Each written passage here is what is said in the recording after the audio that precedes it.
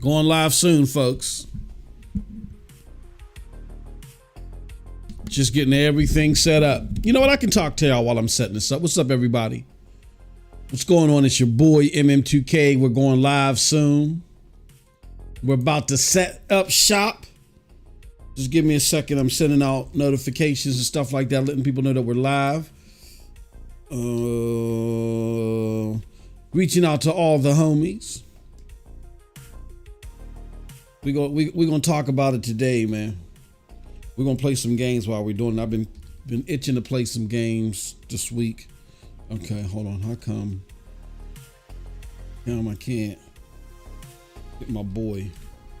There we go. All right. Who else? Got Woods. There we go. And last but certainly not least, my homie Sean the Gamer. Done. Let's send this out here. Let's send this out here for all the zealots. For all the zealots in the house. What's going on with y'all, man? We're gonna talk about it today. I think we're in a good spot now. Now we can just get started, man. Oh no. Yeah, no, I'm ready. Let me do this. First I gotta unmute the desktop. Is it gonna let me do that?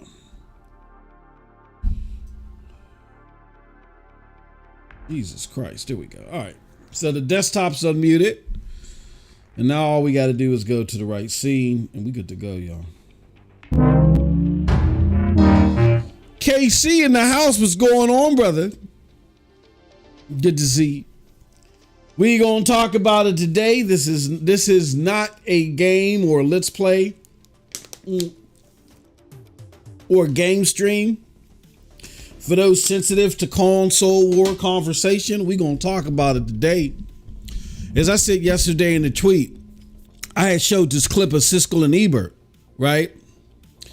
Where they were going back and forth. Now these mugs, they was about to brawl it out over Home Alone 3. They were arguing back in the day whether Home Alone 3 was a good movie or the best Home Alone out there. So debate over entertainment is nothing new. You know what I mean? We've always had that. That's debate over entertainment isn't a problem. It isn't a problem for me. Even when people be trolling. Oh shoot, this is Hollywood. Oh man, I got to get back to headquarters. Hold on, we got a problem, y'all. We got a problem because, yeah, okay, I got to reset this real quick. Bear with me. We're going to go back to this screen. We're going to chat a little bit. Let me see, can I find the just chatting? Where's the just chatting screen at?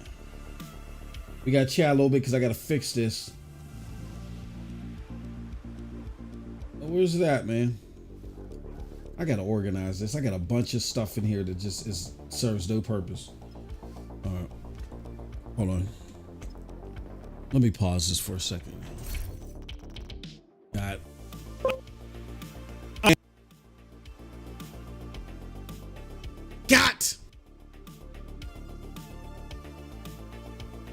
I'm sorry. Y'all gotta bear with me. All right.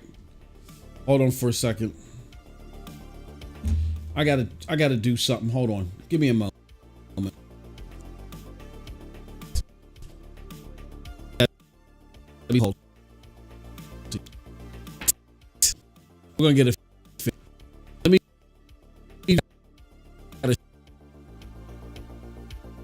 Like a.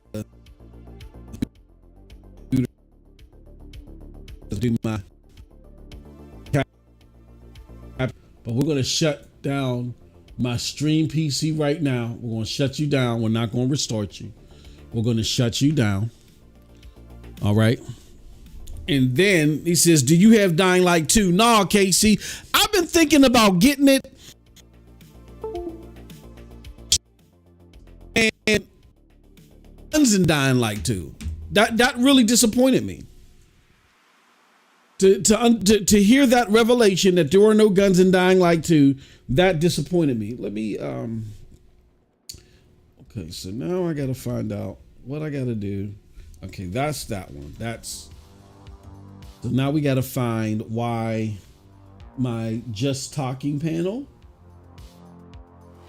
Yeah, just chatting. Let's see what that looks like. All right. Is there a chat right here? Yeah, properties. Let's go right here for a second.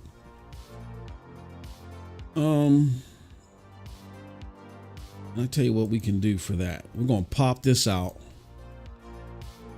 Pop out.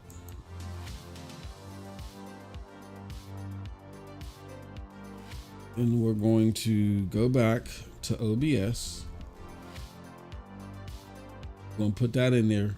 Oh, KC. Oh, okay. KC's comment really is okay. KC's comment is there, so that's what's up. Yeah, KC. There's no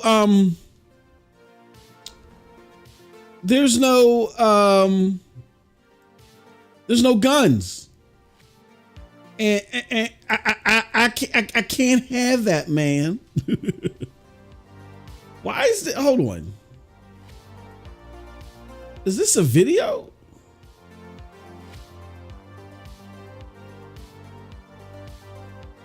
I don't have, hold on. I don't have another videos, starting videos.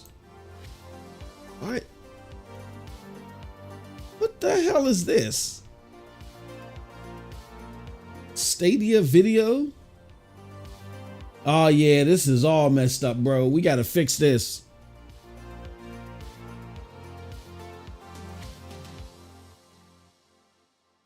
Oh, this is the GDC announcement. Nah, man. The hell? Yeah, let's we gotta get rid of all this. We got a bunch of trash in here, man. We gotta get rid of all this. Let me see. Okay, I don't even know what this is, so let's get rid of that. Shorts. I don't mind cloud shorts.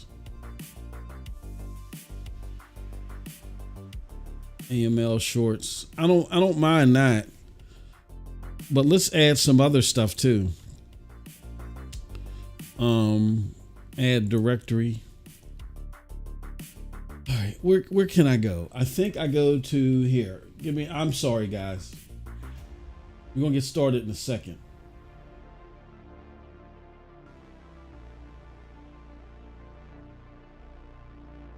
Okay, that's not it. Where do I have these videos at? Is it HNDC videos? No, I don't think so. Where do I have these damn videos at? NRO podcast? NRO video shorts? Nah, I don't think that's it.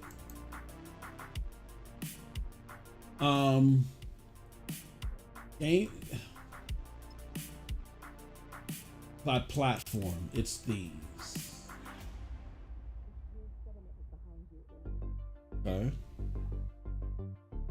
Select. Add directory.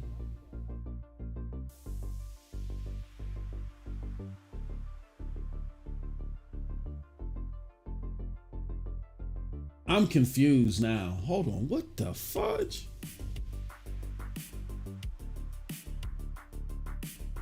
Why is it doing that? Add directory. Why would it? What the fudge? All right. LB Studio. A platform. Select. Directory.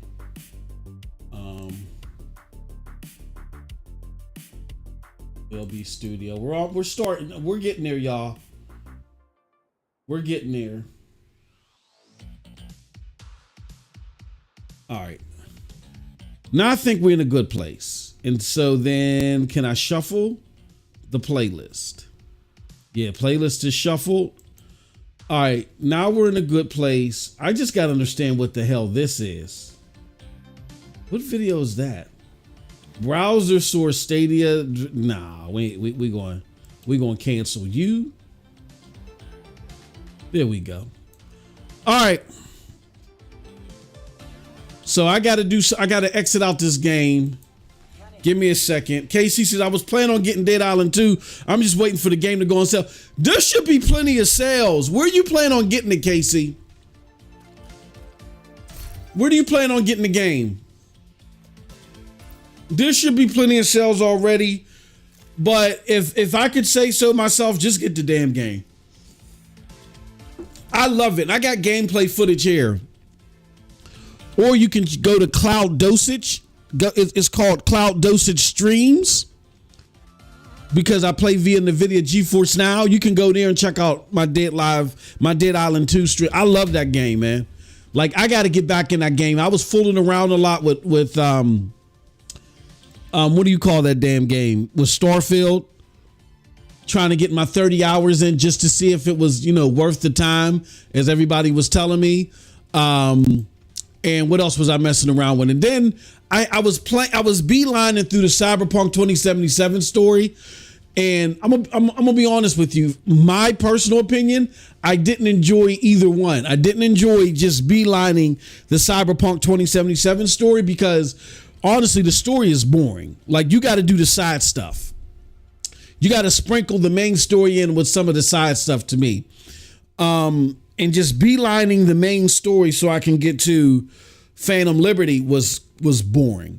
We got some great footage though. Again, go check on Cloud Dosage Streams for that. Now I'm at Phantom Liberty. I'm going to do some Phantom Liberty streams here.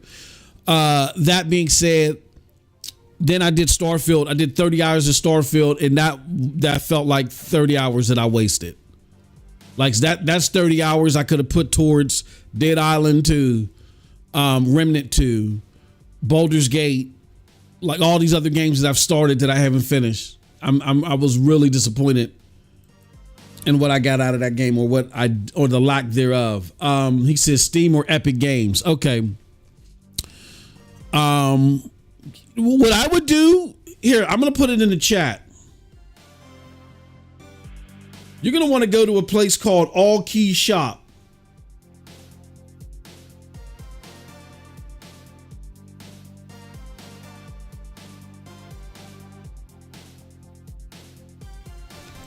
It's allkeysshop.com.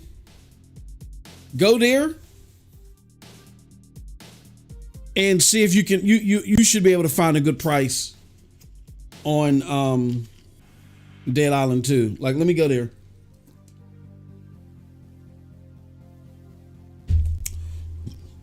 Let me go there now while we're waiting for the game to boot up, and then we're gonna get started.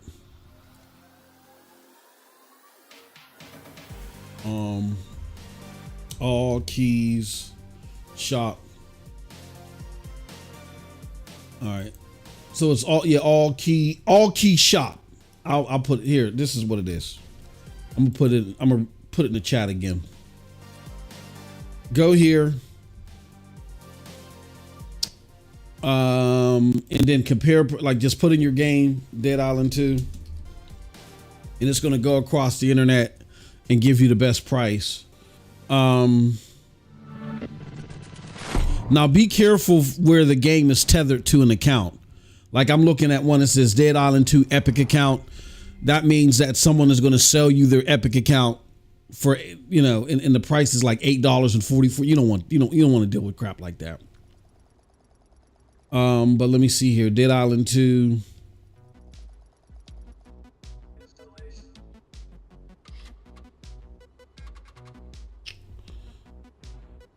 Yeah, I'm not finding Dead Island 2 in a lot of places on sale.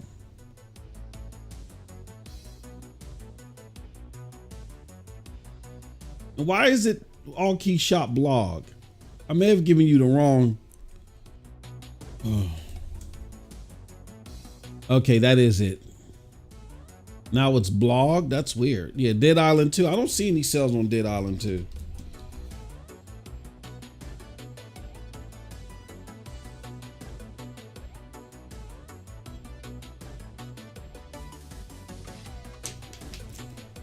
That sucks.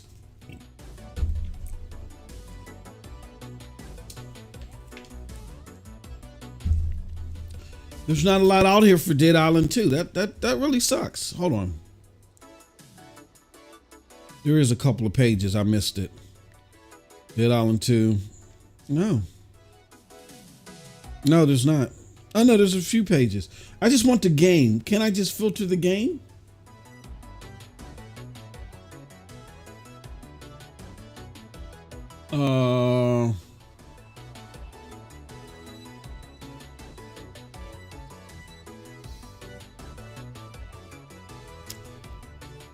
Okay, you can get Dead Island 2. Is this PC?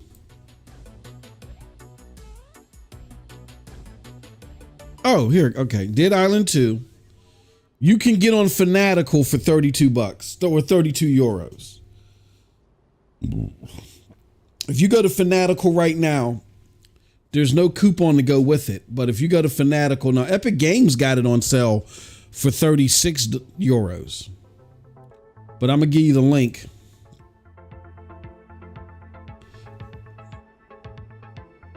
To Fanatical, where they have it for like, I don't know if you're looking for a steeper discount. I'll put that in the chat too. Oh, come on. What is going on? So I'll put that in the chat for you too. So if you're looking for Dead Island, KC, $33 on Fanatical. All right. Dismiss. Okay, now we're ready to get into the game. Let's do it. Sorry about the delay, y'all. We're gonna talk about it. Y'all gotta clean up this scene a little bit more. That's it. Okay, there we go. All right. So we're gonna be playing some Division 2. This is like the greatest game. He says, I heard Dead Island 2 plays good on prior tier and it looks great. Yeah, I love it, man. I love it. Really. I should have been finished that game. But then I got Remnant 2 distracted me. And then there was Starfield that came and some other stuff, and I'm upset with myself. Okay, now it's playing better. Okay, and I got to go back to headquarters, and let's do that. Oh, this looks so gorgeous on the Nvidia GeForce Now. This is crazy, bro. Let me go back to headquarters. I'm telling you, that Snowdrop engine is crazy. If you got here, let me do this. If you guys are not part of the PNTS Network Patreon, then you're going to want to change that. It not only supports what we're doing here. Here, let me get the link for you guys. It not only supports what we're doing here, but it gives you access to some great content that just isn't public. And that content includes some 4K videos that don't nobody mess with my 4K videos, man. Ain't no one messing with my and shout out. I know my bro's gonna hear the challenge across the bow. Shout out, I gotta give kudos where kudos is deserved. Shout out to my bro Project Storm, who put me knee deep in the game of the 4K videos. But I'm gonna even say that my videos challenge his, and he's the 4K guru.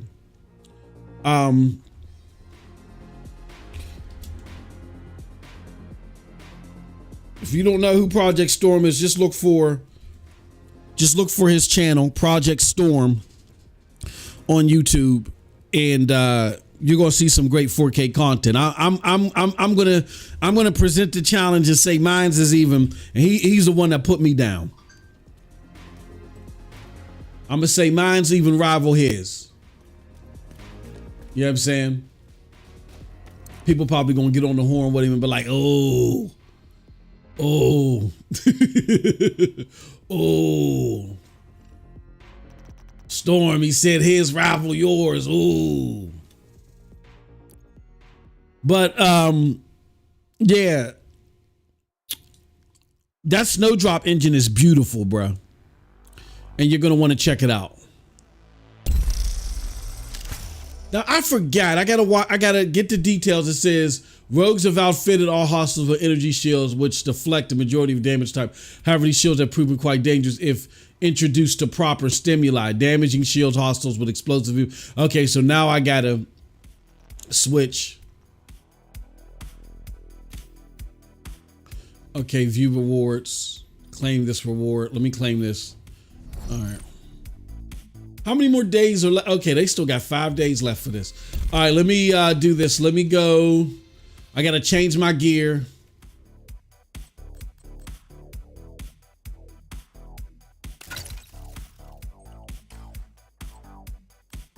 Gonna change my gear. Get ready for this global event. Let's go look at the, let's look at some of the stuff that I have here that I have not. Oh, Tommy gun. Oh, I already got the grown great. We're gonna mark that as a favorite. Black Market SAG, KSG shotgun. I think I already got a lefty though. This one might be a better one. Super 90. Damn, they gave me. Okay, hold on. Now I can see if that is a better lefty. Yeah, that is a better lefty because that's. Okay, all right. I got a bunch of stuff. All right. Let's take a look here. Aphrodite Glint Sealer. I've never seen that before. So I'm just going to hold on to that one. Ansal Rucker Pack. Never seen that one, but it's doesn't look like something that I would be interested in. Tactile. And then, okay, there was something Urban Warfare knee pads. All right, I forgot about this glitch. So we always got to make way for that glitch. All right, let's go in here, sell this stuff. All right, so let's talk about what's going on in the news. People are saying, well, we've had 2 days of some really controversial game news happen. There was the big leak with Insomniac. And per that leak, a lot of stuff was put out there. A lot of stuff pertaining to Insomniac and even some stuff with corporate PlayStation that created a lot of buzz.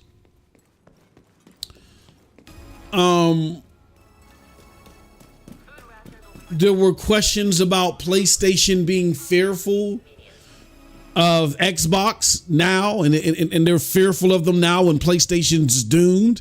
That theory has been pressed around, and don't give me anything that I'm going to address and rebut. I'm not rebutting the people that are clearly trolling. There are people out there on Twitter, people like Tim Dog or his nemesis J-Dub. They're actually good friends, but shh, you didn't hear that from me. But you'll see them out there, and their goal is just to simply take any news that's out there and expand it in a way that makes their brand look good and the other brand look bad. So they're out there just trolling. Like I said, I don't mind that. I ain't got nothing against that. I just told y'all about the whole Siskel and Ebert thing where they was trolling each other and just talking smack and going at it, looking like they was about to throw hands over some goddamn Home Alone 3, right? So debate and rigorous discourse happens. And for some of you where that's a big problem, my suggestion is don't get involved here. Oh, who joined me? Bubble Rum joined me. Hey, you looking for something special? So, yeah, so be very, very. Sorry if I changed my name. Oh, that's what's up. Hey, Casey, what's going on, brother?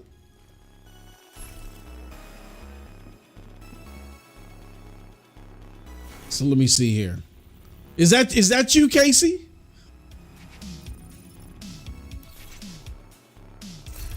I think that's the good brother Casey. Oh, you know what? he might not realize. Hold on. How do I? Oh man, I forgot. How do you do the part? How do you do the chat? Controls. I gotta. Oh man.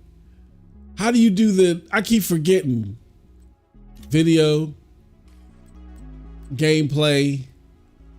Accessibility, language. Hold on. What? Oh no. Come on, man. What is going on? How come?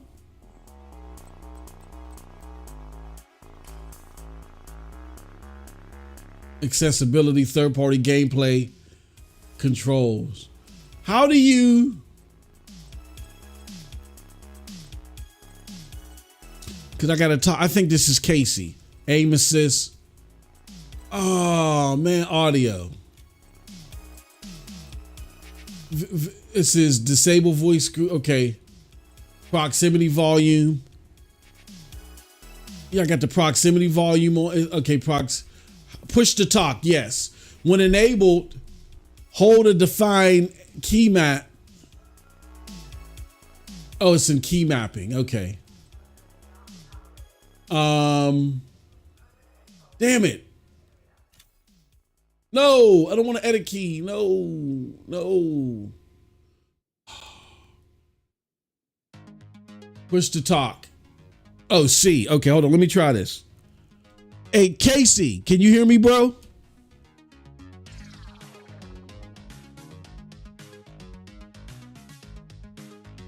Yeah, I can hear you. I can hear you. Oh, okay. This is you, Casey, right? Yep, definitely. Oh, okay, brother. No. I didn't want you to think I was ignoring you. I forgot to push the talk function. Okay, but I'm live as well, so don't think I'm ignoring you. Okay. Paul Game in the house. What's up, brother? Okay, that's my brother Casey. Hey, look. Yo, party chat. How do you do that? Oh no, you go on Discord. Oh, I see what you're saying. Oh, okay. I'm not gonna be able to get in the Discord right now because I got so many things up. But okay, but I can hear you though.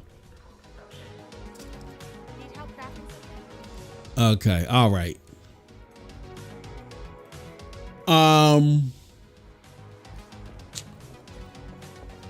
All right, so that's my brother Casey. All right, so what was I talking about? I was talking about this theory that PlayStation. Now let's try this mission. This theory that PlayStation is in trouble.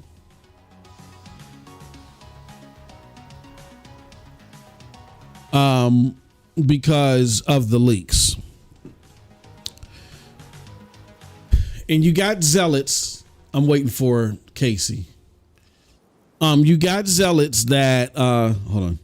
Casey, I fast traveled to a mission if you can see where I'm at. I fast traveled to Airspace Museum.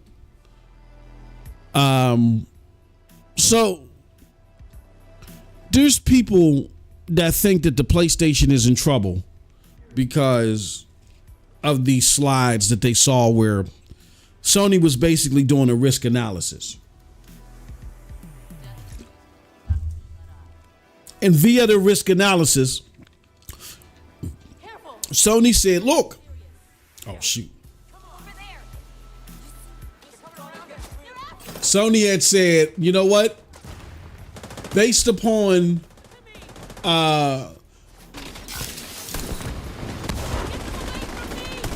Xbox trying to get Xbox trying to get ABK,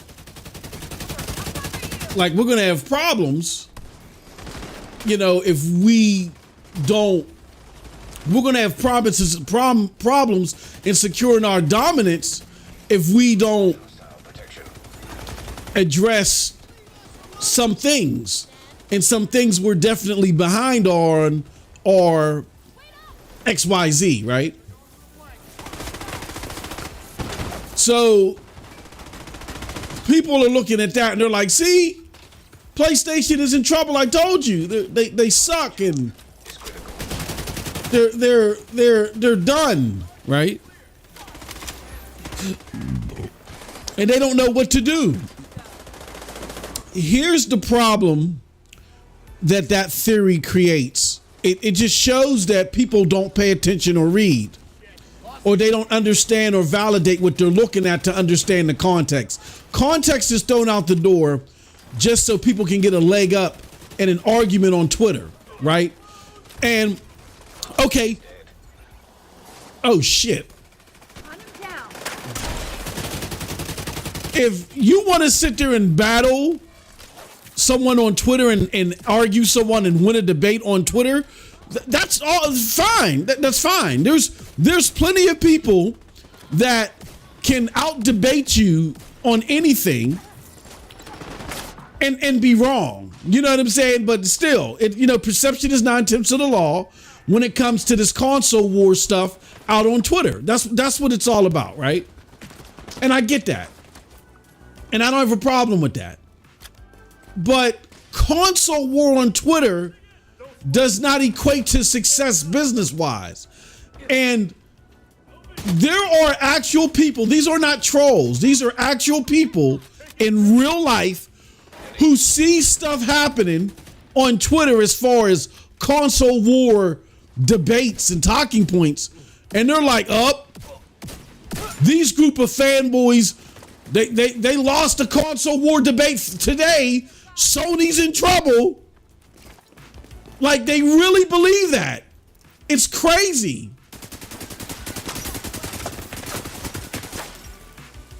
They really believe that because they beat some obscure fanboy or group of fanboys on Twitter in some type of debate, factual or not, because they just made their argument sound more compelling. That means that's more important than the actual financials and what's going on with said businesses. That doesn't matter anymore. What matters is who won. Did you beat a fanboy on Twitter who doesn't even work for PlayStation, is not getting paid for them, who's not part of the marketing, who's not part of the planning, who has nothing to do with the success of the company? Did you beat some fanboy on Twitter? Immediate medical assistance. And if you did, then that means that Xbox won and PlayStation lost. They truly think that they act as some avatar for the success of Xbox or PlayStation. And these are grown ass adults. That's how delusional Twitter has become. That's why I don't look in the description. I don't frequent Twitter all like that anymore. I don't operate in these spaces anymore. They are beneath anybody with any common sense or decency when it comes to talking about this stuff. It's not even worth it. It's not even worth the engagement. So I don't even indulge, right? But I guess what I'm trying to say is there are a lot of people who believe that. Now, where's the mission at?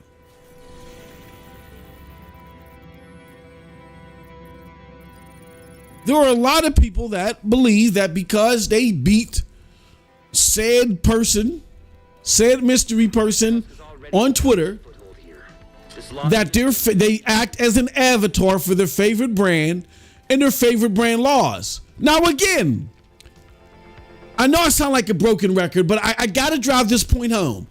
I am not in denial the appearance that is created in this whole console war thing when someone goes out there and they out debate, someone about a point. I'm not trying to be salty and say, oh, your arguments don't matter at all, because if the arguments didn't matter, then you wouldn't engage. So they matter to you. What's being said does matter to you, if you're engaged in these arguments that are happening out here on Twitter. They do matter. And people do get salty. They do get salty when someone's making fun of their favorite brand. Not everybody, but some people who I guess are short in their importance in life. They get upset when you make fun of their favorite brand. So these arguments mean something. I'm not sitting here trying to pretend like these arguments don't mean something to somebody. But these arguments don't mean anything to the success of PlayStation or Xbox. So when I see people outside of the console war saying, hey, St. Elmo's. Say that again, Casey. You have the St. Elmo's? I don't think I have the St. Elmo's. What type of gear is that? It's AR exotic. It has 70 rounds and it's bullets when you get full stacks.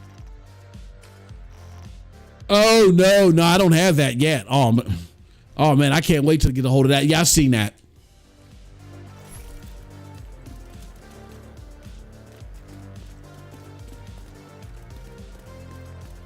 Yeah. So when you see people, when people are, It was out last season, so you probably might have a season to look at that AR. you said I got to get it from a previous season.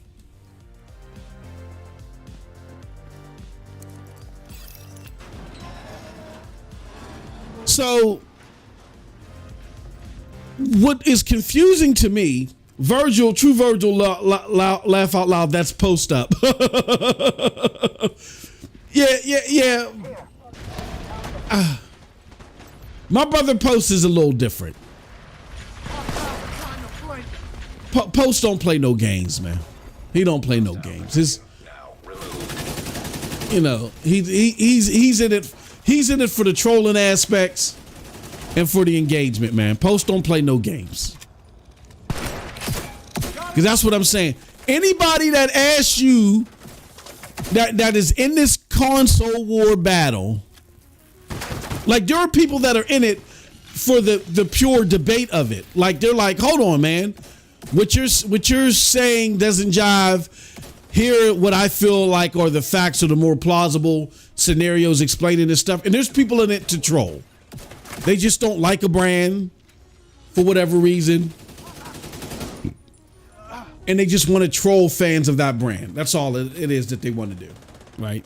Whether it's for content or just because their own personal likes.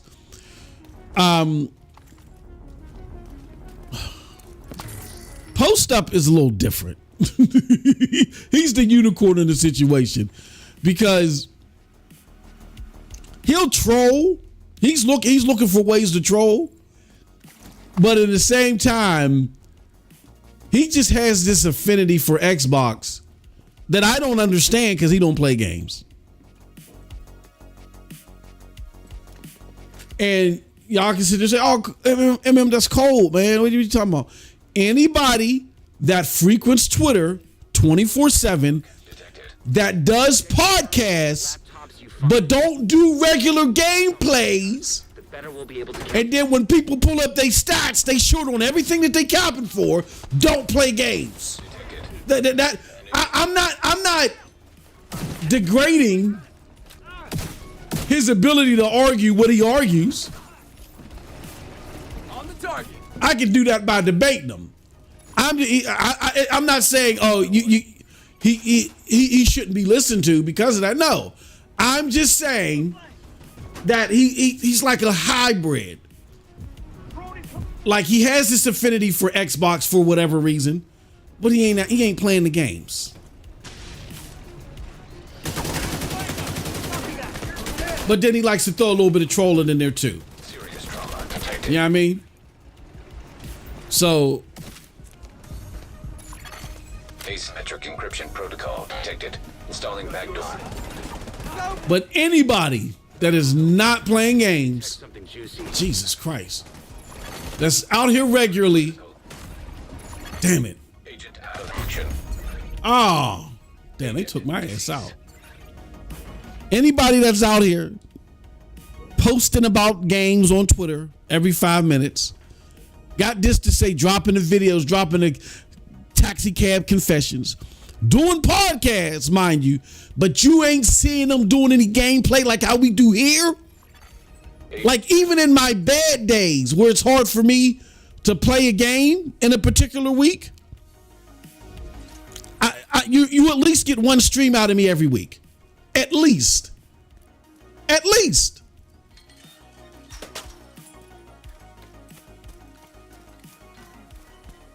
Hold on for a second. I'm gonna switch monitors. Gotcha. You get one stream out of me a week. So call it what you want. Now, that being said, again, let's rephrase the topic here. People are upset, or there's people out here that troll, that just don't like a brand, and they do it, and they're doing it for fun, and they really like to razz people and get under their skin. And I'm not upset with that. I used to do it too. I used to do it myself way back in the day when I was an Xbox fanboy. You know what I mean? That being said, I've converted from the fanboy, just taking my shots at Sony, to like really seeing where the Xbox brand is going opposed to what they're saying, and seeing a systematic problem for consumers in light of all that. And I'm like, okay, now we got to put the playing to the side and the console war to the side. And it's time to get a little bit more serious, because consumers are getting duped. Like a lot of consumers that I know that jumped into this generation because they were being told by these same creators that Xbox is going to have 40 to 50 frame deltas and all this crazy stuff. Oh, you're going to be surprised when the Series S is doing 1440p 120 with new generation games. All this bogus baloney. When you had reporters that wanted to ignore the devs when it came to the Series S and instead defer to Jason Ronald, the guy in charge of the Xbox propaganda on the technical side, to clear up what the devs are saying instead of talking to the devs. When you have reporting like that, when you have content creators that are throwing the wool over your eyes in a serious tone like that, talking about 40 frames deltas and all this other stuff, now it's the tools. When you have these same creators wanting to tell you that PlayStation is doomed and that they suck and it's Xbox's generation to lose, meanwhile they are crying to the gods for a 2026 Xbox, then that's when I got to stop playing. I got to get a little bit more serious in my tone. You know what I mean? And I got to say, okay, let's bring truth to fiction.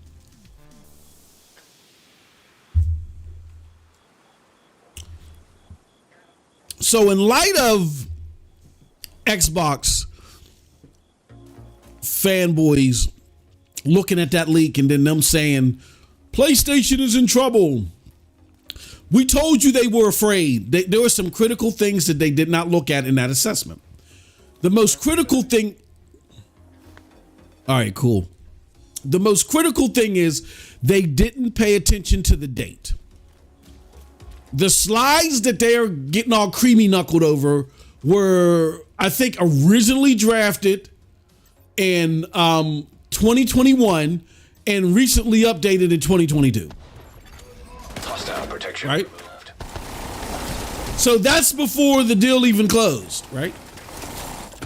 That's before we got before Sony even really dug its nails in and really started combating the deal.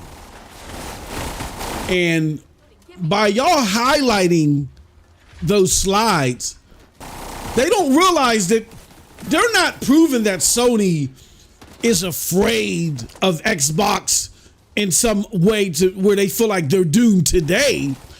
What you're doing is disproving the notion that Sony just wanted to be greedy and they want to keep the foot on Xbox's neck and not be fair to Xbox.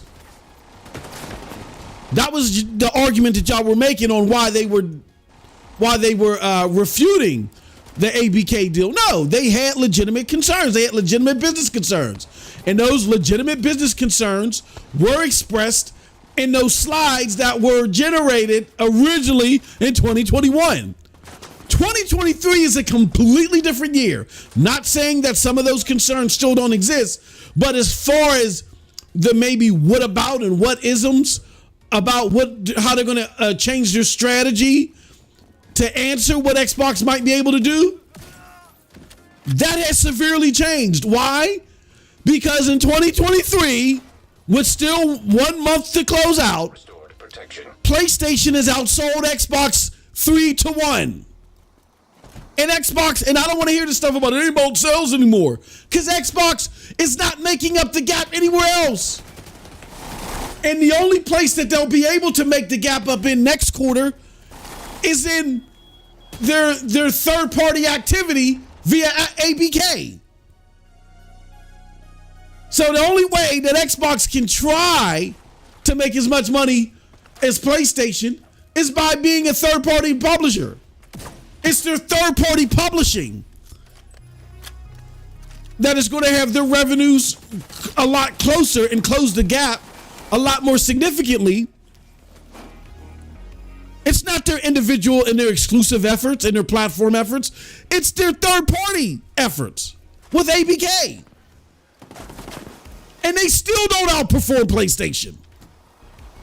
So who's in trouble? That's why I said all this stuff doesn't make any sense. You got to watch who you're paying attention to or who you're listening to, because they're not paying attention. And the biggest sham of them all is now you got these same zealots now out here arguing. Hold on. Why are you so excited over PlayStation sales? You need to be worried about Connie Bonner. You need to be worried about Bungie. You need to be worried about this studio was closing that. Listen, zealots, those are Twitter talking points. Those are not indicative of any concrete collapse. Those are signs of challenges. And all businesses have challenges. That is no sign of a collapse. You know what is a sign of a collapse? Is if you put your Xbox Series X on sale for $150 and you still can't beat the PlayStation in the US, that's the sign of a collapse. When you sit there and label a game the most important RPG of this generation and it fails to deliver consistently in the way that you needed to deliver for Game Pass. Oh yeah, it had great initial launch sales, Immediate medical assistance. but it dropped off the charts like a sack of potatoes. And y'all said it yourselves. This game was designed to be played for years, more so than Skyrim. Skyrim wasn't hitting this trajectory. Skyrim saw a lot more engagement. So riddle me why with Game Pass that puts AAA games in the palm of your hands Removed hostile protection. for what, anywhere between $10 to $15 a month.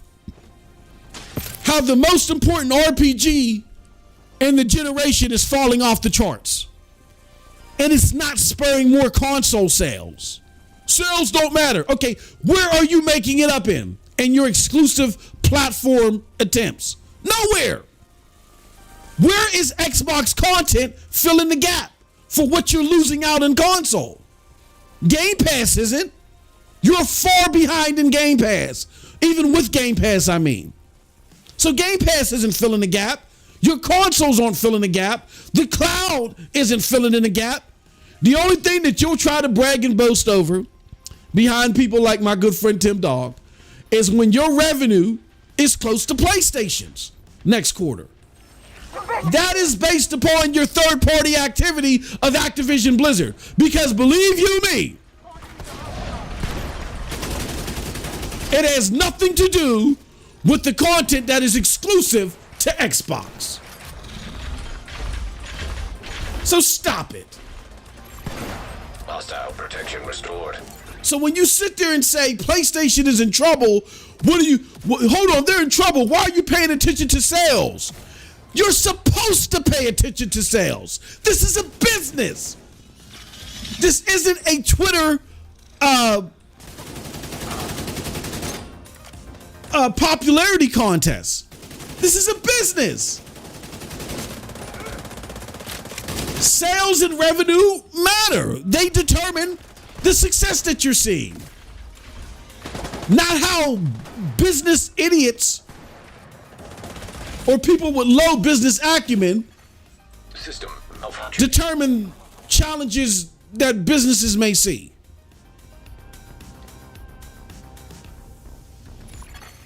System Uh-oh. activated. What happened to my controller? Uh-oh. So it just amazes me when people say PlayStation had a horrible year. So what do you think? Losing 3-1 in your major sector? That's a good year? Your game of the generation flopped? The game that your gaming division CEO Phil Spencer introduced was a 54? That's a good year for Xbox? Are you serious? Local area network detected. Check any terminals or laptops you find. The more intel we collect... That is so segregated from reality.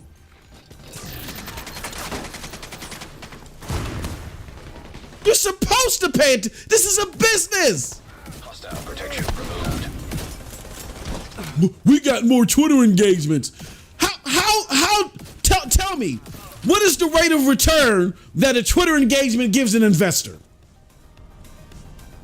Does anybody know? Is it 5%? Is it 12%? What is the ROI on a Twitter engagement? Can anybody enlighten me? There was something that just came out right now that said Xbox was the most researched and talked about platform in 2023. Did that translate into sales? Did that translate into them beating PlayStation? No, not at all. So again, can you please explain to me what is the return of investment that each Xbox podcast provides an Xbox investor? What is the rate of growth? What is the compound annual growth that a content creator presents for the Xbox brand? We insane. Let's go. Forget the console war. PC only. he said PC only. Installing backdoor. Paul Games says bot traffic don't count. Juicy.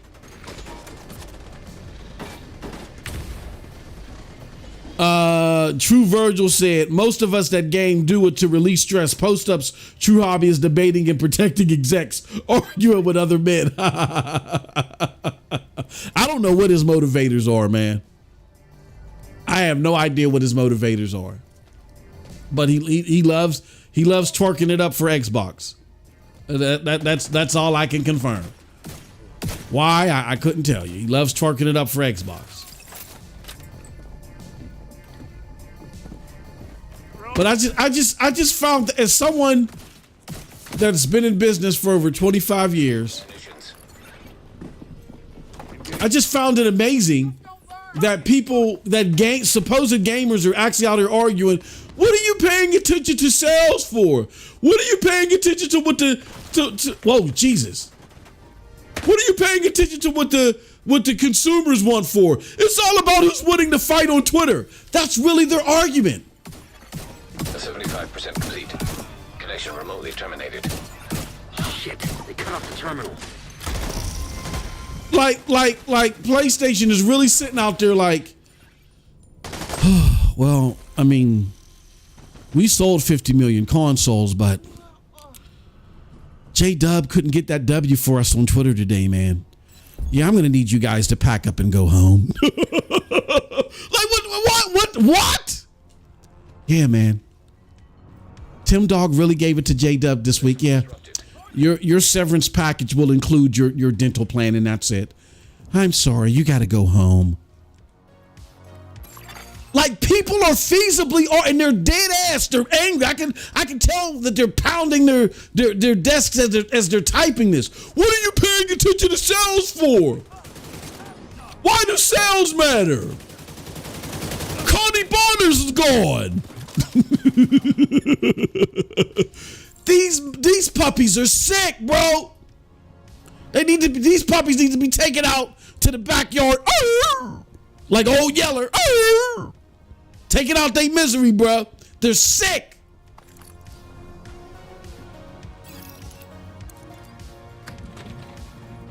This was a horrible year for PlayStation. Meanwhile, they're even clobbering the Switch.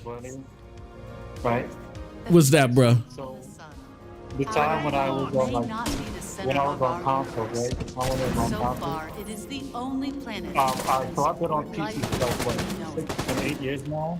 When I was on console, right? There was a year I would get a console, right? There would even be an Xbox, and then I would trash PlayStation. I'll be like, PlayStation is trash. And then the next year I would get a PlayStation, and then I'll get Xbox is trash. Could only be created. You know what? Casey, I used to love Xbox. I used to trash PlayStation all the time, bro. Like, and I loved it during the 360 days. Now, what's happened is To complex living beings like you. what's happened is the platform, like they changed what they're doing. So they changed what they're doing. So it isn't for me anymore. But I think Xbox has given up in battling PlayStation, but Microsoft Gaming, the thing, you know, the whole entity now, they're not going anywhere.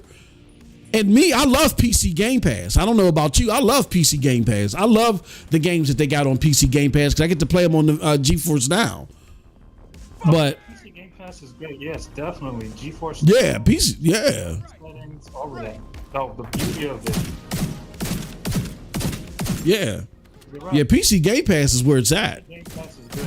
I'm not gonna lie. Removed hostile And protection. they Yeah, I mean, I love it. Forza Horizon 5, that's good. Now I finally get to play Forza Horizon 5 in high settings too. Oh, that's beautiful. But the thing where they used to compete and compete for the best games, they don't do that anymore. They're just trying to give you a variety of games, and that's fine. That's their business model. But these people that are out here in favor of Xbox trying to make it seem like PlayStation is dying when PlayStation is destroying Xbox, like, it's just absurd. In the vast reaches of Oh shoot! Medical assistance needed. There's no one to worry is about. the only They're doing capable perfectly of fine. creating Alright. gaming. I'm not a hater towards any platform. I'm not a fanboy for any That platform. many of the elements You know, found on Earth. it's just play your games and you're good. Supernova. Oh yeah, try telling it to these zealots out on Twitter, bro. they are die hard, man, and they are serious. To complex living There's no need for them to worry about PlayStation. There's no need for them to worry about Xbox. PlayStation is doing perfectly fine. Shoot, damn. Oh man, this is woo. Golly, Serious they are killing me.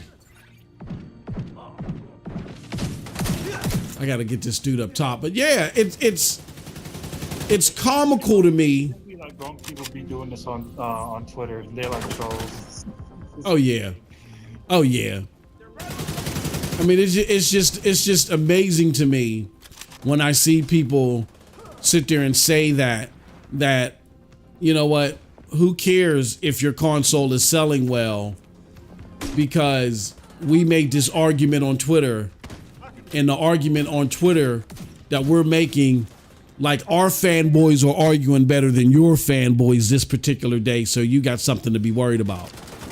Like, again, I repeat, for those that are just dropping in here, nobody at PlayStation is sitting there with their staff saying, you know what, we outsold 3-1. We're on pace to outpace the PlayStation 4. our revenue is off the charts in comparison to our peers. But guess what, guys? J-Dub and Porter Rock, they didn't do their job against J-Rock today. We looked bad on Twitter. We're going to have to send some of you home with a package. Like it doesn't work like that. Ultimately, what tells whether your talking points even matter outside of Twitter is how well the companies are doing. You determine how well the companies are doing. I got my stacks. About to stack down. You tell how well the companies are doing by when they by their performance.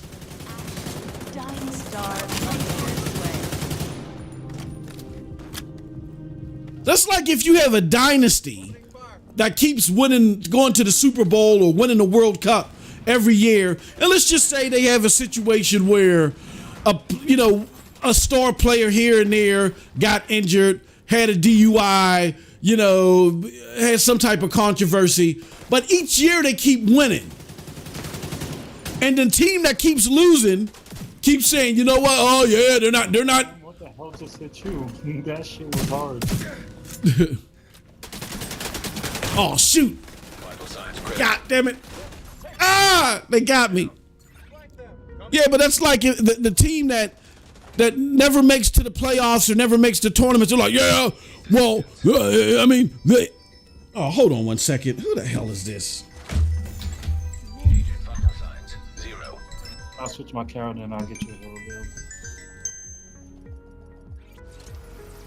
Yeah, it's like if that losing teams keep saying, yeah, well, y'all ain't going to the playoffs this year because, yeah. Come on, I'll get you a little bit, all right? All right. Yeah, you're not going to the playoffs this year because, this player had a DUI or your coach caught COVID, and this and every year they're wrong.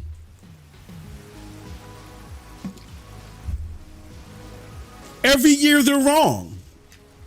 And what's being shown is that your company or your team or this particular team that keeps winning the World Cup or the Super Bowl, despite things that might happen on the periphery, the way that the organization is structured, they're strong enough to rebound from even critical issues.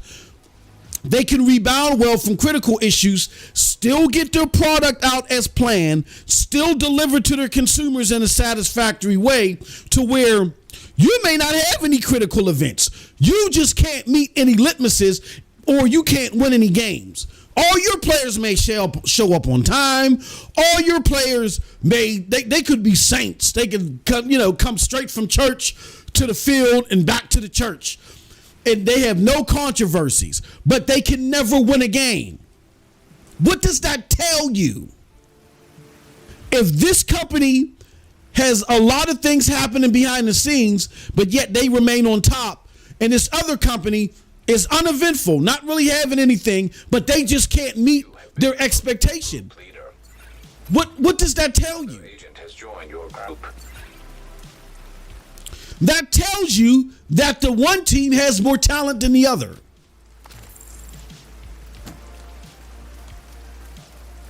Jack Tritton told us this years ago, bro,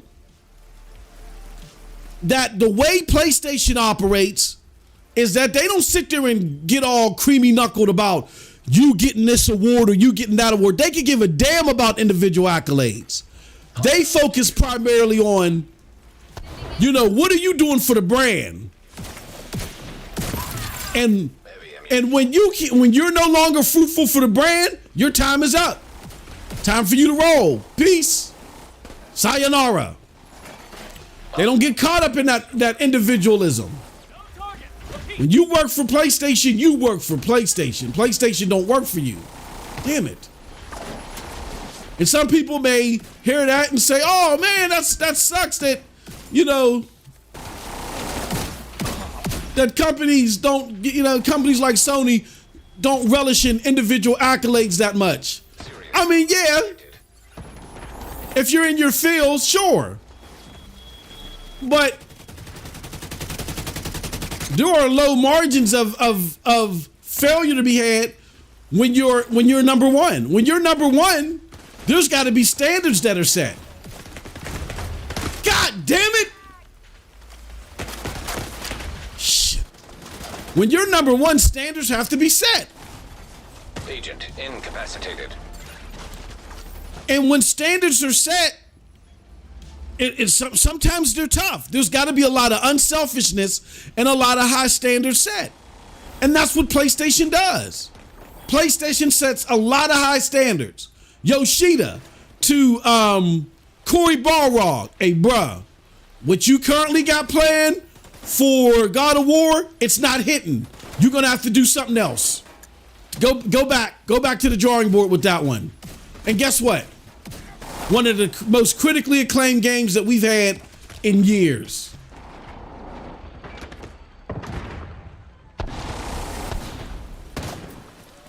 There's a level of expectation that has to be met at PlayStation.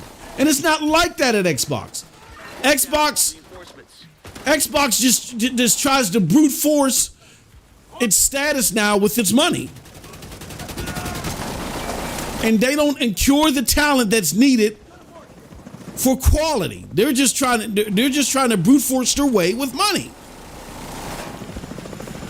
And there's some upsides to that. Yeah, you get to buy a whole bunch of big ticket publishers and put their games in Game Pass day and date. God damn it. You get to do that. How is he not dead? You get to do stuff like that, sure, but guess what happens? When you don't know how to oversee, like how Yoshida did, for example, with God of War, then the quality isn't up to par.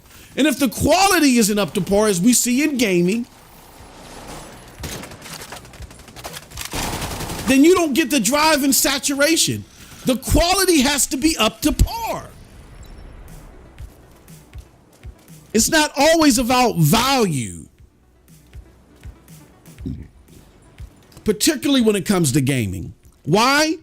Because gaming is not a medium where the average gamer just consumes games. That is only like maybe the top 10, 15% of gamers that buy games regularly. The average gamer buys 2 games a year, and they might have 7 to 9 games in their catalog a particular generation.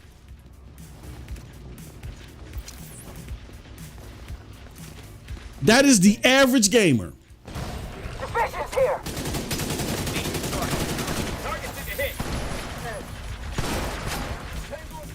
The average gamer does not binge games. So value, just giving them a whole bunch of volume, is invaluable to the average gamer. This is why I say that I think Xbox is making the wrong comparison and trying to do something like a Game Pass and thinking that's going to be their claim to fame. And it is showing that outside of PC, it's not really seeing much success. Why? Because if I only pick up 2 games a year, well, let's examine why I would only pick up 2 games a year. Because for the average gamer, unlike TV, see, this is where the false comparisons are being made. TV, if I watch a TV series, a season or a show, guess what? Every time I turn on that TV series or turn on season 1, episode 5, season 1, episode 5 is going to be the same every time I watch it. So it becomes redundant quicker. It becomes redundant a lot quicker. Therefore, I'm binge watching the whole season, trying to get to season 2, season 3, all that stuff, right? Because I've already watched and already consumed all of what season 1, episode 5 is going to represent. Gaming is different. With games, like me and Casey right now playing Division 2, our playthrough is different every single time we engage. Yes, we may encounter the same enemies, but we get different results every single time because the gaming is dynamic. It's not static. That is why the average gamer only consumes 2 games a year. They might have 9 total in their catalog for a generation. Where the average TV watcher, they might binge a little bit more TV. So yeah, so volume is critical when it comes to mediums like TV or even movies. Because of the nature of what they present, they need, they need to be consumed more. Because once I watch said movie, I've watched it. I may like it enough to where I'll watch it again. But if it's particularly a series or something like that, I'm going to binge watch it. I don't need to binge games. Every time I boot up Call of Duty and get into a multiplayer match, each match is different from the last one. So that's why subscription, and that's why even this year in 2023, outside of COVID being that the effects of COVID are starting to die down as far as how we consume even gaming content. That's why we were starting to see subscription models lapse. And they do worse this year. Why? Again, because now people are back into the habit of playing games and being able to buy them. I saw something on TV where the average family, even though inflation went up considerably, the average family in 2023 was able to hold on to more disposable wealth. Why? Because they drastically cut down their spending habits. And while they were cutting down their spending habits, their sources of income increased. So if I was sitting there saving money because I was afraid of the effects of COVID, of the pandemic, now I got a little bit more money in my pocket, and now I can actually buy a video game or two. I don't need the $15 subscription service to just hold my time. I'm going to now go back out there and buy my favorite game again. And in a year like 2023, where you had all these fantastic games. System restored.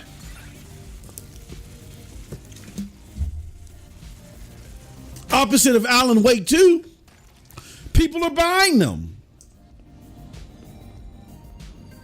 So that's why subscription services are not going to be the ticket the way that they're structured. They're a great option, but they are not going to be the ticket the way that they're structured.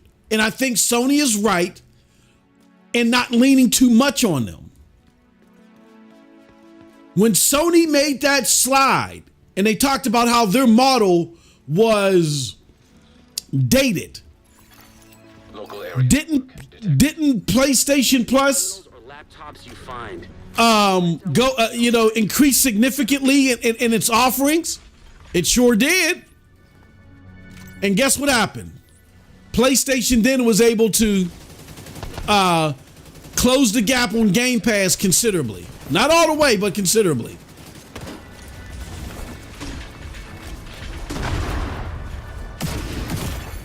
Vital signs critical. Hostile protection restored. Agent Damn it. down. Agent deceased. Yeah, they were able to cut down the gap considerably between them and Game Pass.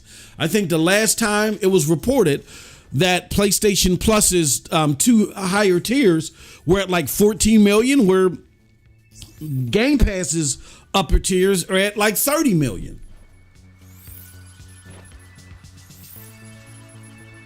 They went from 2 million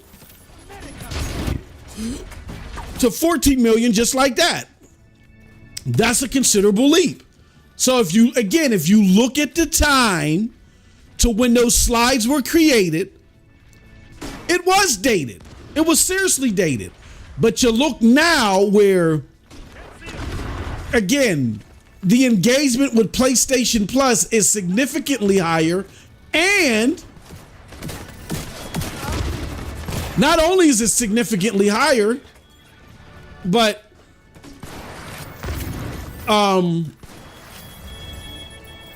even in the cloud, they are outperforming xCloud in the cloud. They're now doing 4K 60 in the cloud.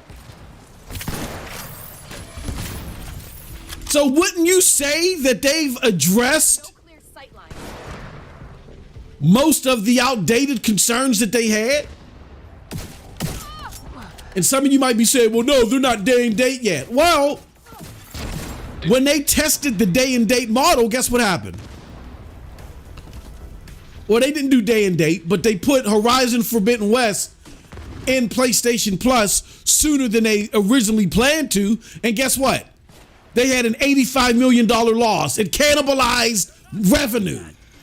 Let's not use the word sales, because I think the word sales is being grossly miscategorized. Let's say revenue. It cannibalized revenue. Like, I can't believe it, but sales has become a dirty word. Even though that sales is the number one generator for gaming revenue, it's become a dirty word.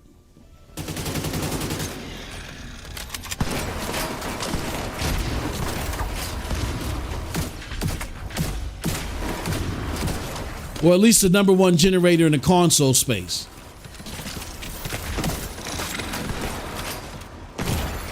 Immediate medical assistance needed. Sean L in the house. So yeah, just to recap for everybody that's claiming that PlayStation is in trouble because of how things are assessed on Twitter, they don't get it.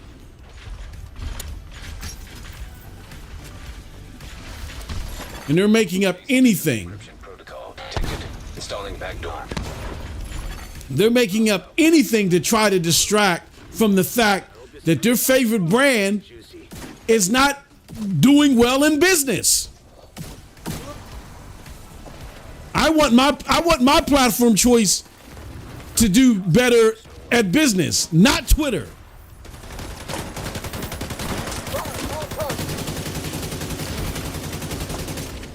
And I'm not going to sit here in front like Twitter has no importance whatsoever, because yeah, it is part of a marketing effort. But you market to sell. You don't sell to market. Oh Why is he? You sell. I mean, you market to sell. You don't sell to market.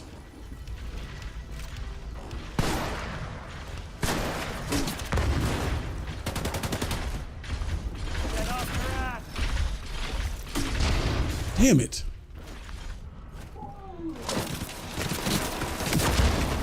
Oh. So if 5% complete. Connection remotely terminated. Shit, they cut off the terminal. So if PlayStation is doing bad, then what is Xbox doing? Again, no title receiving high critical acclaim.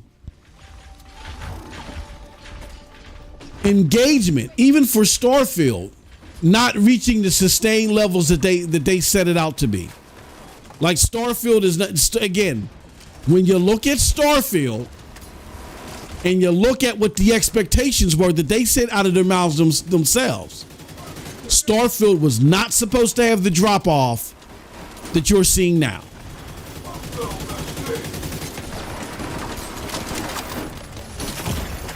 Serious trauma. Damn it.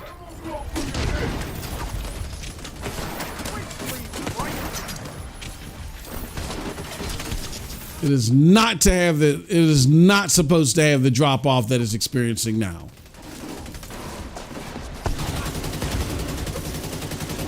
And like I said, I feel like y'all know this. Y'all know this, hence why you guys are arguing or getting all creamy knuckled for a the prospects of a 2026 Xbox.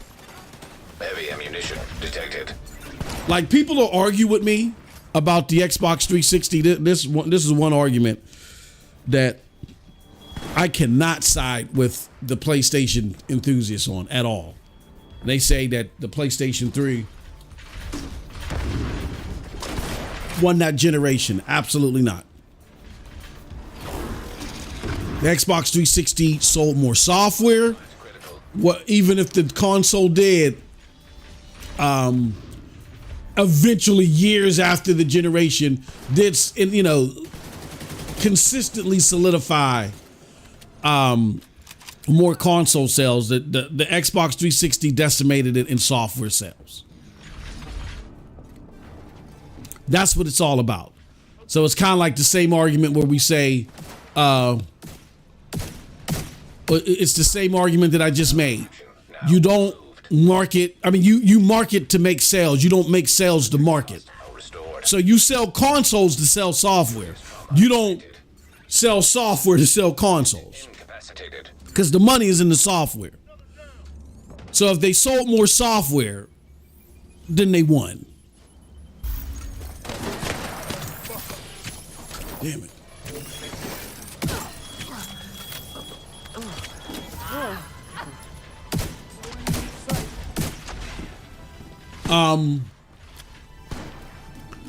But I seriously debate that point continuously with PlayStation enthusiasts. Here's why I bring that up. If during the 360 generation, Microsoft said, you know what? We're about, you know, halfway through how long we thought it was going to be. Like, say, for instance, the games that we thought were coming out, the games that they advertised at E3, the promises that they made as far as capabilities. Let's just say if that never came to fruition, or that hadn't come to fruition yet, but Xbox was like, you know what? A few years in, let's go in and we're going to sell the Xbox One now. People would be like, huh? Excuse me? Like, I didn't even get my full money's worth out of this 360 yet. Like, what are you doing? And y'all are already kicking ass. Y'all are already, like, proving that you got the better product. So what's the purpose of coming out with another console now? Right? Wouldn't you be saying that? I would. I would be like, what's the purpose? Why come out with a new console? Y'all are kicking ass. Let's keep kicking ass. The only reason why I would entertain the Xbox One being released early is if I knew the 360 was getting its ass kicked. Just like we all celebrated, fans of the OG Xbox, we were celebrating the Xbox 360 coming out when it did, because the Xbox OG was getting its ass kicked. See, the audio don't match the visuals when it comes to you guys. That's why I'm telling people now, they gotta pay attention to who they're paying attention to, because those guys just simply aren't paying attention at all. It makes no sense. Oh, who's over here? They try to hide. It makes no sense that if my platform of choice is doing so good and the other one is doing so bad, like, these are bots that are buying. These aren't real life people that buy PlayStations. These are bots that are buying them. And these imaginary bots are the reason why that when third-party games come out, they sell on PlayStation at a rate of 60 to 30% over Xbox. Or 60 to or 70 to 30% on Xbox. So how the hell is it doing so far? Would you say that again, Casey? How you like the hills? The hills? Oh, you talking about you healing me? Yeah. I need, I'm getting my ass kicked. I need that. Yeah, I'm getting my ass kicked. I need you doing that. Yeah. For millennia, but we are only now beginning to uncover some of their secrets. Earth. So The third rock from the sun. yeah, I just think it's Our universe. So far, Damn it is the only planet that can support life as we know it. In the vast reaches Damn it. of space, that our little planet is the only place capable of creating and sustaining life. yeah, so I just think that people need to come back to reality. Oceans, He says, I'm selling PlayStation stocks because Post Up argued better than J-Dub last night. Yeah, that's the false narrative that's put out there that absolutely makes no sense. That's not how it works. sustains life. At the end of the day, all of your arguing and all your debating on Twitter is simply is a self. What's the frame rate of this game? It's like you and me. Started Say that again, Casey. in the ash of a dying star light years away.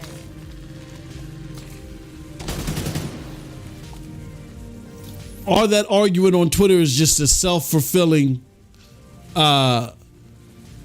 thing on Twitter amongst trolls or whatever. That does not determine success. It's like I don't know how else to explain it. It's just absurd.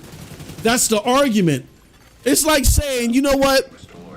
We were talking smack on your team all week on Twitter, and we were clowning your team all week. Don't pay attention to the actual score, even though your team kicked our team's ass. That doesn't matter. We clowned y'all on Twitter, so why y'all want to go to the actual game? Don't let them get to the fight! That doesn't make sense. Humanity has been observing. Good hit. Let her back. Now, we can uncover some of their secrets. The third rock from the sun. Our home may not be, PlayStation is doing fine.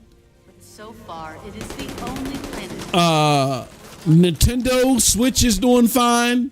in the vast reaches of space. And even Microsoft Gaming is doing fine. Xbox isn't. We know that Mars was Xbox is not doing fine. When I'm talking about Xbox, I'm talking about the ecosystem. could only be created in the existence of a supernova. Why do I make that assessment? Solar system sustains life Because they want to come out early. that allowed organisms to evolve. They're being outsold 3-1. Heavy ammunition. And as much as their plans speak towards them wanting to rely on more than just consoles, they're not at that point yet.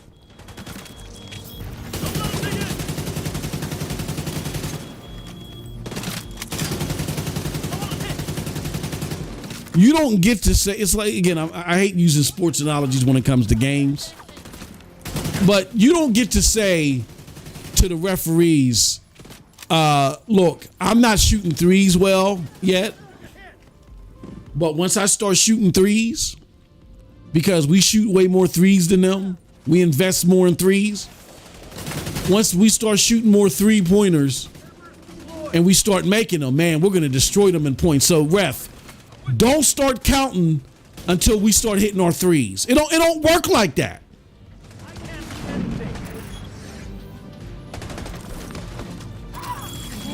Like the clock is ticking now. Like, what are they doing now? Where are they seeing success now? The third rock from the sun. What sales litmus have they set?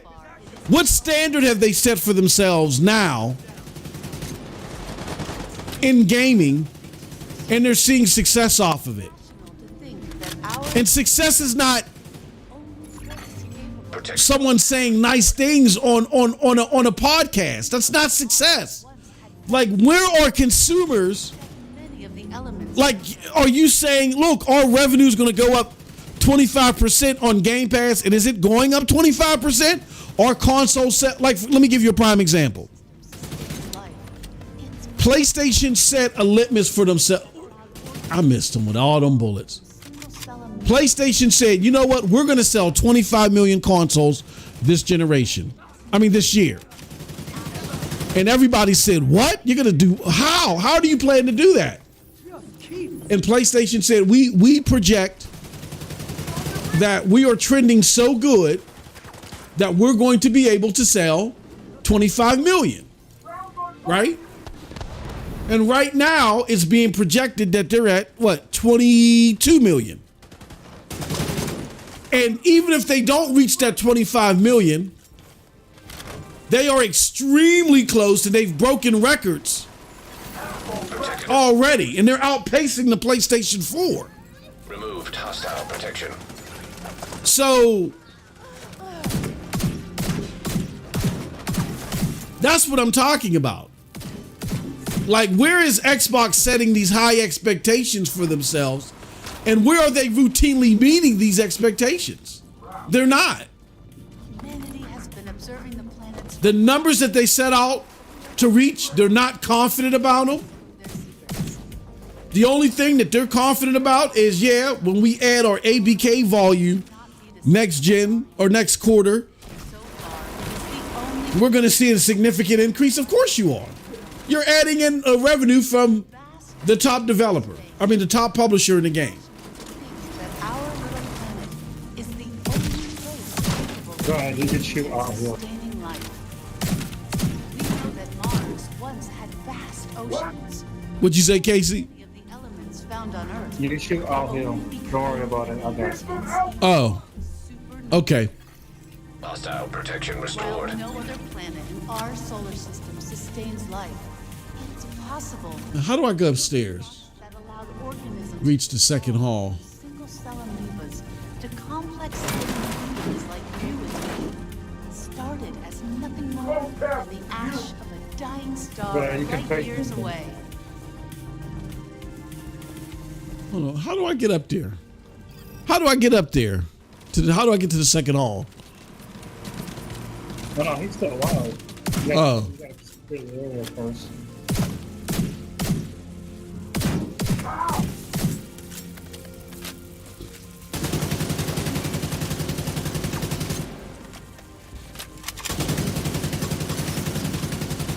Wait for it! Fixing the belt!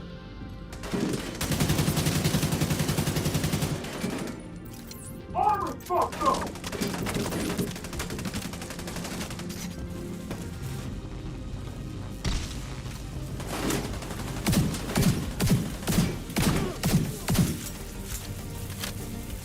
Yep. So hopefully that makes sense to you guys. Cold Blood Sensei in the house. Where you been at, brother?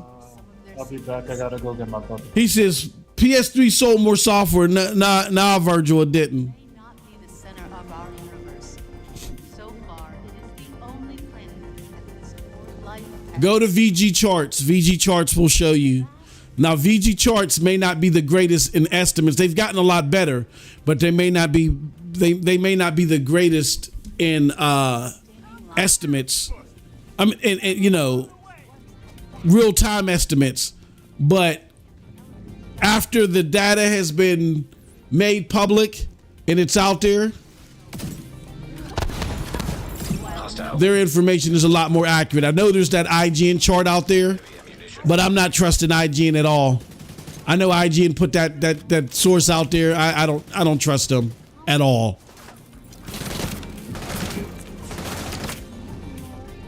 You gotta look at VG charts, bro.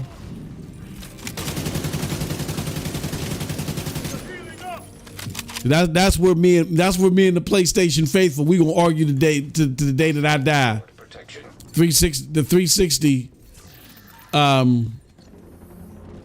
the 360 outperformed the PlayStation 3. Yes, I do understand that the last, like close to the last 2 years of that, before the next generation came, the PlayStation 3 finally eclipsed it in console sales. But when that generation became irrelevant,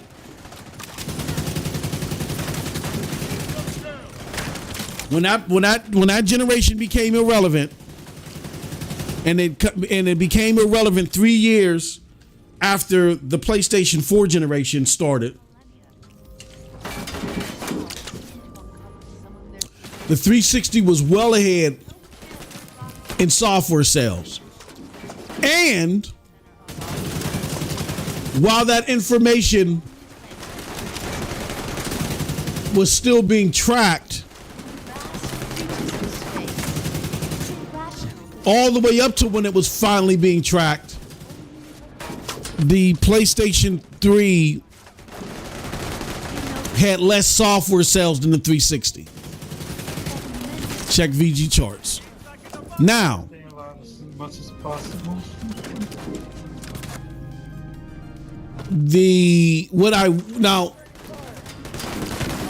I can't remember when the tracking officially stopped,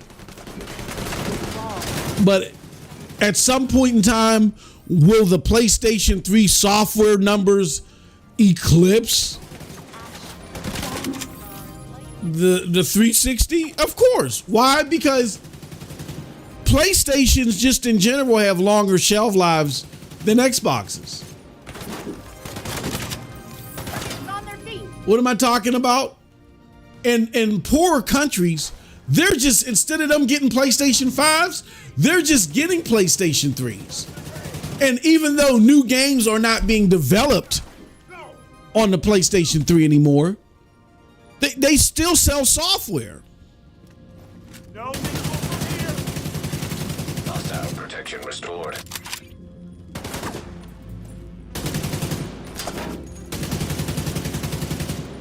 So, yeah, the PlayStation 3 or the PlayStation product in general is just more what's the word? Popular globally. So well past its normal or its legacy life cycle, they'll still see sales. They'll still see significant sales. But while those generations were relevant, or while that generation was relevant, even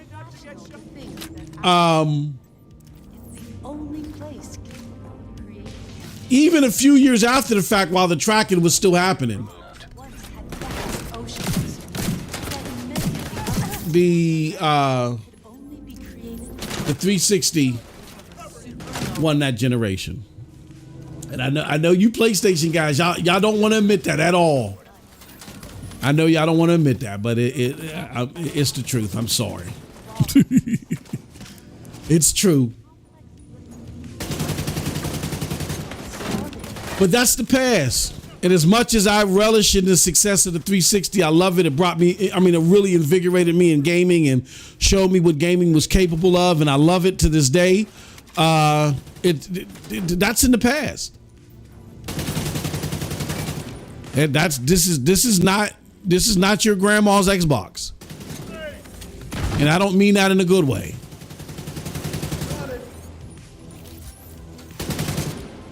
God dang it. Yeah, this platform has changed from being an alternative in the AAA genre defining space to being about bargain gaming.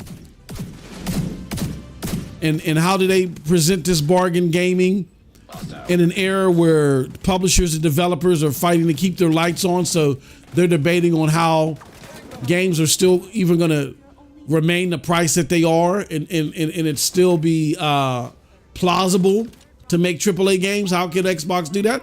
Because they got an extravagant war chest and they can afford to loss lead. That's the only reason why they can do that. I can do this all day. It's irrational to think that our little planet is the only capable of creating. That's not adding to the quality of titles. That's not ensuring that we get enhanced tech when it comes to gaming. Every single tech aspect that Microsoft promised us, they're the ones that got us the most excited about the cloud, right? They're the ones that started the whole cloud thing even becoming a plausible reality to gamers, and who's the one that outperformed them in the cloud as far as what they offered, as far as what it could do? It was Stadia. Then it was eventually everybody else. Now they're even being beat by PlayStation. PlayStation is outperforming them in the cloud now.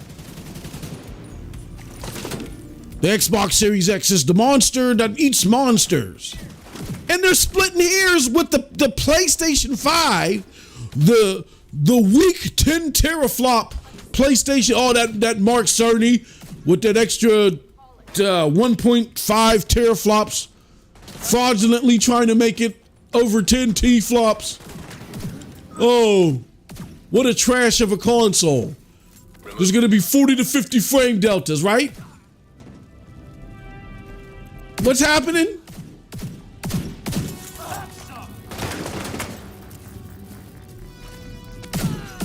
What's happening? Now the PlayStation 5 is splitting hairs with it as far as next gen titles, and they're about to drop the PS5 Pro, if rumors are correct. Of our universe. But so far,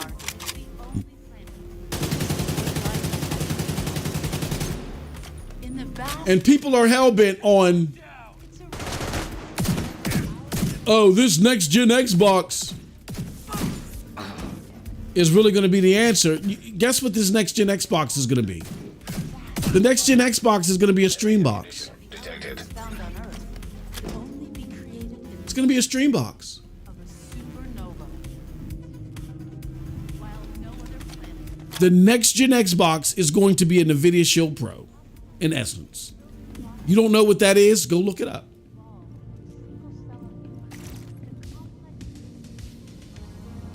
The NVIDIA Shield Pro is a stream box with AI and machine learning capabilities.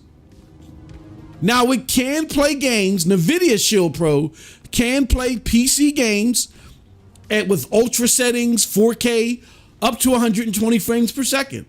I'm playing on not the NVIDIA Shield Pro, but the technology that powers that through NVIDIA GeForce Now. Right now, I'm playing on that technology. What the NVIDIA Shield Pro uses AI and machine learning to boost that signal and signify and boost it up significantly even further. You can get comparable performance if you got a certain RTX card in your computer, which I do have, and that's why this looks so fantastic. It uses the AI and machine learning technology in there. But if you don't have a comparable computer, you can go buy a NVIDIA Shield Pro, and you can get the AI and machine learning technology through that. planets for millennia. That's what Xbox is proposing in this next box. When they talk about that AI and machine learning hybrid, that's how they can come out so soon with an Xbox. So far, it is the only planet. It's going to be a cloud hybrid. It's going to attempt to do what the NVIDIA Shield Pro does. Here's the problem. Number one, xCloud is not at the level of GeForce Now, nowhere near it. So the base technology itself is a problem. Problem two is when it comes to gaming, NVIDIA right now owns the space as far as AI and machine learning, and contrasting that to performance. Like nobody in cloud gaming right now can do what NVIDIA Shield, what NVIDIA can do in the cloud with its AI and machine learning. So even though Xbox plans to give you their version of the NVIDIA Shield Pro, I don't know how reliable it's going to be, how much based upon the fact that the base technology underperforms and their AI and machine learning in the gaming space is dwarfed by NVIDIA.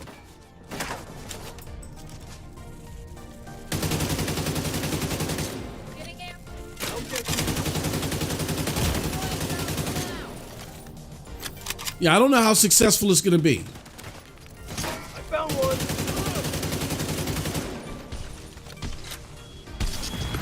Division Damn Serious it. trauma detected.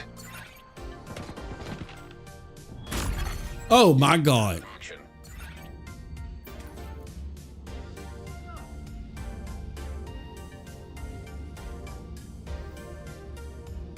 Yeah, I don't know how successful that's going to be. So,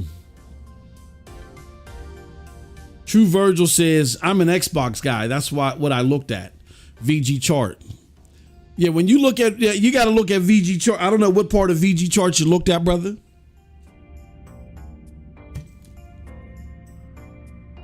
But go and look at the portion. An agent has disconnected.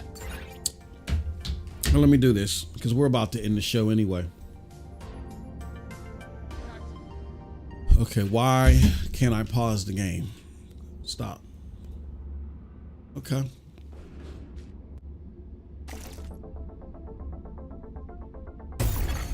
Agent vital signs 0. Let me see if it'll let me respawn back to.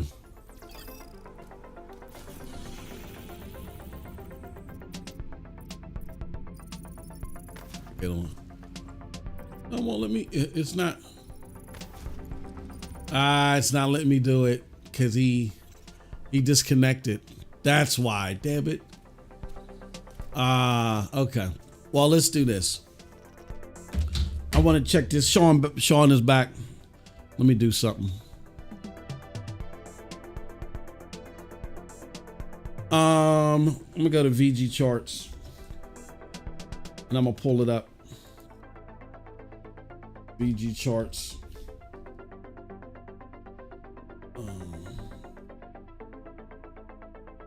Let's see. Tools, game database, platforms. See all platforms. Okay.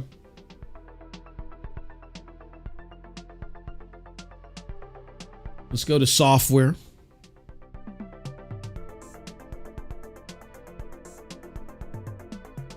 Yeah. Yeah, I don't know what you looked at here. Let me show you this, Virgil. I don't know what you were looking at, my friend.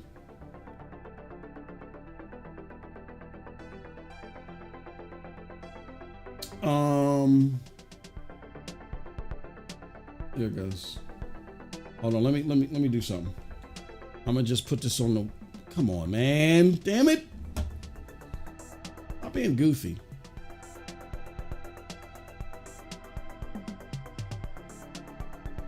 Virgil says, I'm an Xbox guy. Are you an Xbox guy, Virgil? Virgil, I would like your thoughts. And I want you to tell me where I'm wrong. I'm trying to get better. I've been talking to different creators and we've come to an epiphany that even though we feel like that there's more than enough evidence out there to bolster the warning signs that we're throwing out there, we still, I mean, you guys are fellow gamers. We still need to be a little bit more generous and how we interact with you, even though you guys will sit there and go, oh, suck it, pony, copium. Even though you guys will do that stupid stuff, we got to look past that and not want to just backhand you into high heaven. We got to engage in with more proper and accommodating dialogue. But before we get into that, I want to show this to you. And this is gonna look weird because this is for my Old Dirty Blaster show. But can you see that? I'm just gonna highlight this right here. Is when it comes to software, I went to VG charts, I went to game databases, and I went to see all platforms, and I clicked on software. When you look at software, Xbox 360 sold over 1 billion pieces of software, where the PlayStation 3 hasn't cracked 1 billion yet.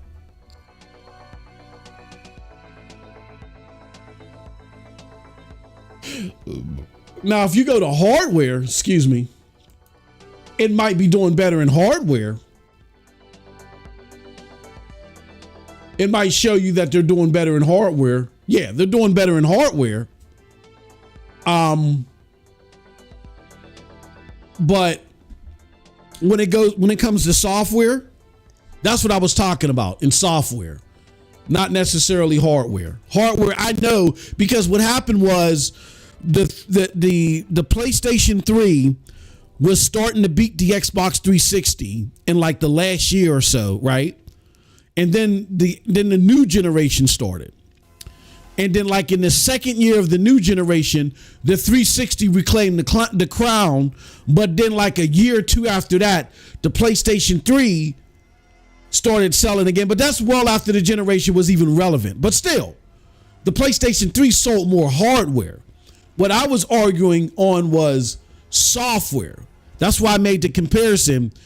You don't sell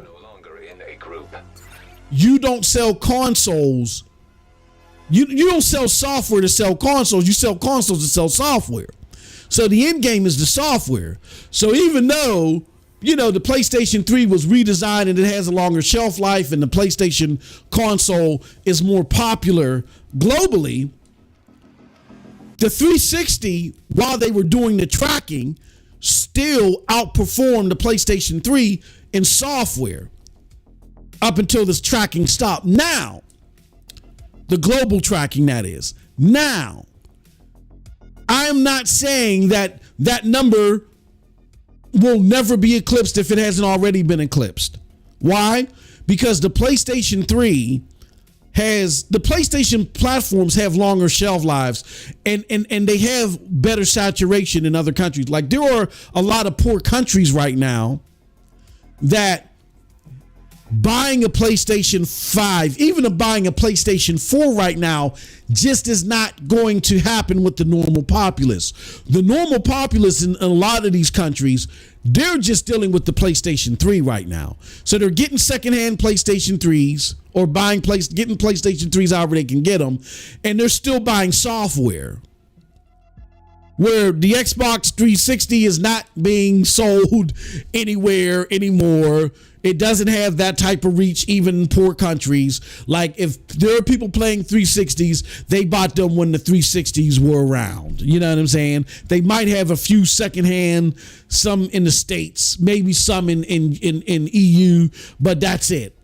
I'm talking about in other poor countries where there are global active markets still for the PlayStation 3 like it's a PlayStation 5. Oh yeah, then yeah, I would assume that number is eclipsed by now, but as you understand, that's well beyond when the generation was relevant. So what I'm arguing is while the generation was relevant, the console sold more software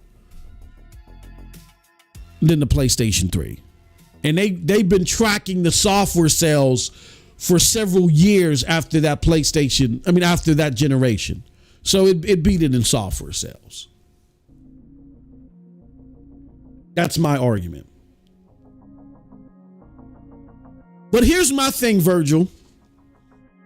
And I ain't been on this channel in a long time. I don't know who's who or where anybody lies anymore, because when y'all first were introduced to me, I was an Xbox fan.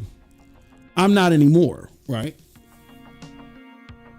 I love Game Pass. I love PC Game Pass, like me and Casey was just talking about it. Casey is he's our handler for our Division 2 work. He's the one that's putting all the work. So when you see me log into Division 2 and I got some bronze packs waiting for me and ain't got nothing to do with anything I did, it's all Casey. Casey is our enforcer on the Division 2 side. That being said, I don't know where anybody stands anymore. Because when I came in the game, y'all can remember that I was like super pro Xbox. Can y'all hold on one second? I'll be right back. Give me 1 second here. Let's go to the just chatting part and we're going to talk. Hold on 1 second. Give me one moment. If I can find it. No, I can't find it again. Okay.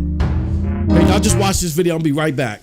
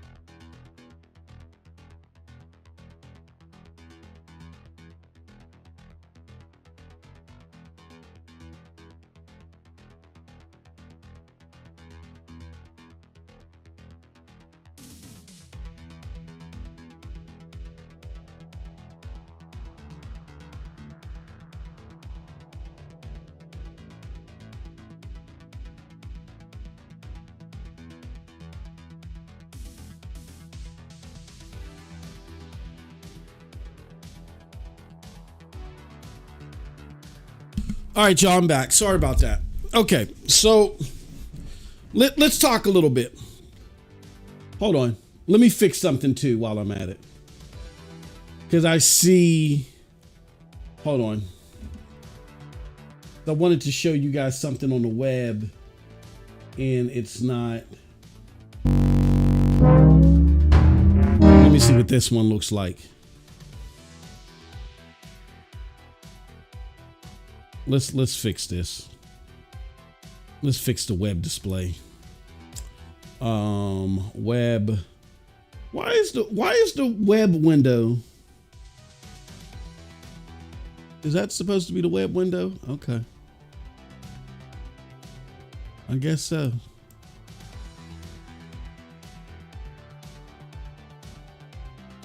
I don't know. Okay. All right. Whatever. Hell. Oh. Oh, is that supposed to be the shadow? Oh, I don't know what that's supposed to be. Hold on, oh, come on, don't do this. I hate. Okay. Oh, I see now. Okay. That's a little bit off keister. All right, so let me fix this too. Properties. Force SDR. There we go. All right. Still looks a little janky. Let's merge that together and let's group it. Y'all watching the sausage being made. Okay, where is group selected items? And then we're going to call this web window. All right. Take the web window. Let's extend it a little bit more. Give me some more. All right. So that's what I was trying to show y'all there in regards to, software being sold. Cold Blood says, bro, most love his countdowns. He can't live without them. Well, you want to give people a sense of, how long something's going to take. Cold Blood, don't be a hater all your goddamn life. No, that's my bro Cold Blood. And yeah, hey, look, let me while I got y'all here, join me and Cold Blood. That's my podcast mate on NRO podcast every Friday, 1 p.m. Eastern. We're going to have a hell of a show for you the day after tomorrow. And that airs on twitch.tv/Geeks Crew. So you're not going to want to miss that. That is our weekly podcast where we talk about all this news together. We debate a lot of topics, and there's going to be a lot of stuff for me and Cold Blood this week because we didn't do a show last week to talk about and debate. So you're not going to want to miss that. Here, this is what I want to show you guys. Something I just posted.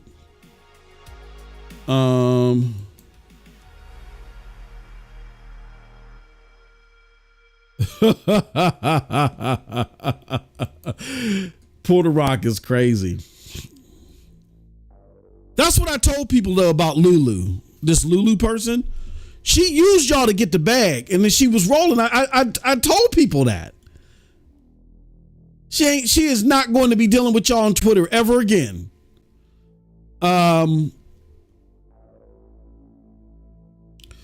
So let me put this out here. I know a lot of people's like, you're active. And Virgil, and for those of you that are Xbox people, before we go, let me know what you think about this. So this is what I put out here, because Shinobi had posted that PlayStation 5 November 2023 broke records at Sony's biggest November in console sales by revenue and units sold in PlayStation's nearly 30-year history. That is insane. That is pure insanity.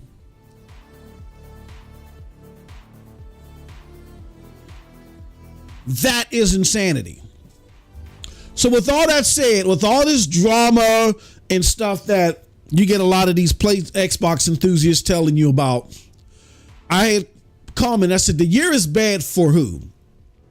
A company is defined on how well they perform through adversity. Definitely some brow-raising drama behind the scenes. However, the steadfast leadership has the company trucking right along for consumers.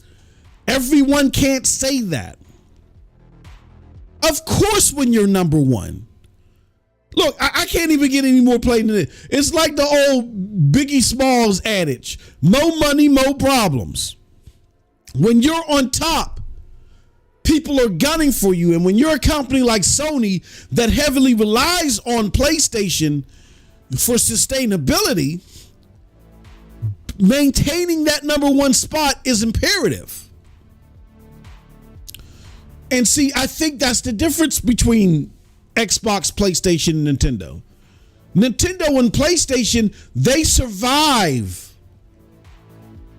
Like the parent companies survive off of gaming. Nintendo is just strictly gaming. But Sony is living off of PlayStation. Microsoft is the complete opposite. Xbox is actually, or gaming, Microsoft gaming is actually next to last in its sector of revenue.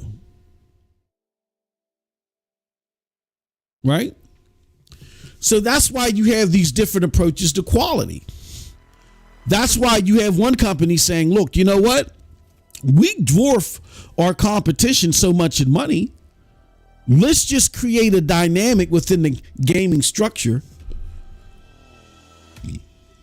that doesn't enhance gaming, but creates a business line that the rest of them can't sustain. A subscription model.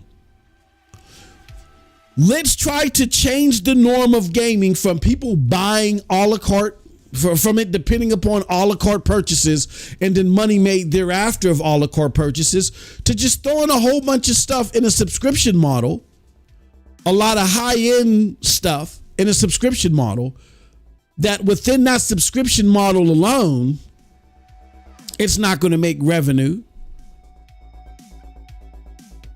What's going to make revenue for us is then when we force everybody else to have to adhere to that, because that's the only way that gamers are going to engage with games. When we can force that to be the norm, we win, because nobody else can compete except for maybe Tencent.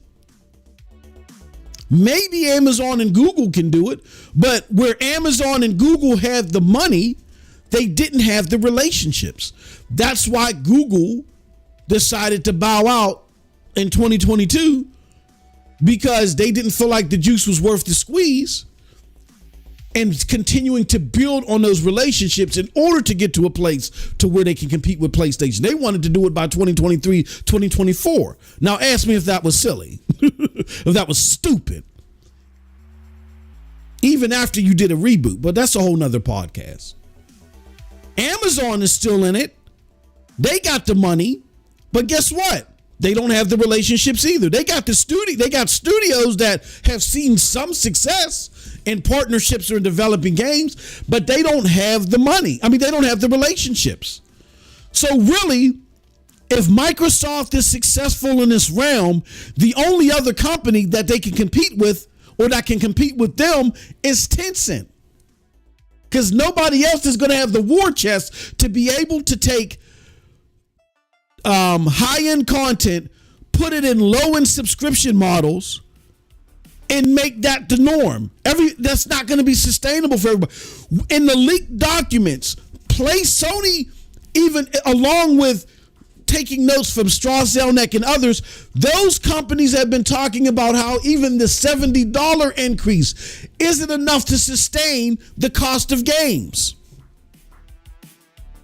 So the most surefire way to gain revenue off of gaming, selling them a la carte at a premium price at $70, still isn't sustainable in their eyes.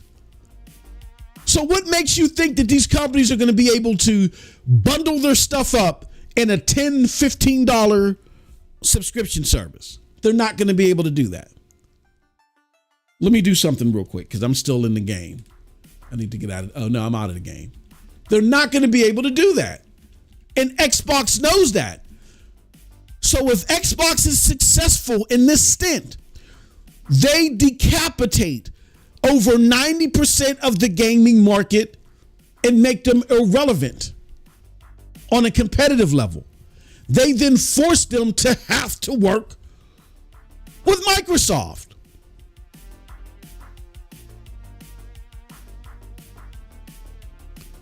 Because we can't sustain a subscription service like that. So now we're like people in the middle of a famine going to Microsoft asking them to please give us a potato and some dirty water during the famine. And please put our game on Game Pass because we can't sustain a subscription model on our own. So now we got to give you our game. See what you dole out to us in the potato and dirty water. And hope for the best and hope that we got some residual deal on the back end too for royalties if the game gets a whole bunch of engagement. That's Microsoft flipping the whole market. That's why I don't like what they're trying to do with Game Pass. It's the illusion of, oh, we're trying to bring more choices and more options to gamers and make gaming more accessible to them. No, they're trying to, look, they don't want to invest and deal with the talent scoping and scouting that is required to make games on the level of a Sony.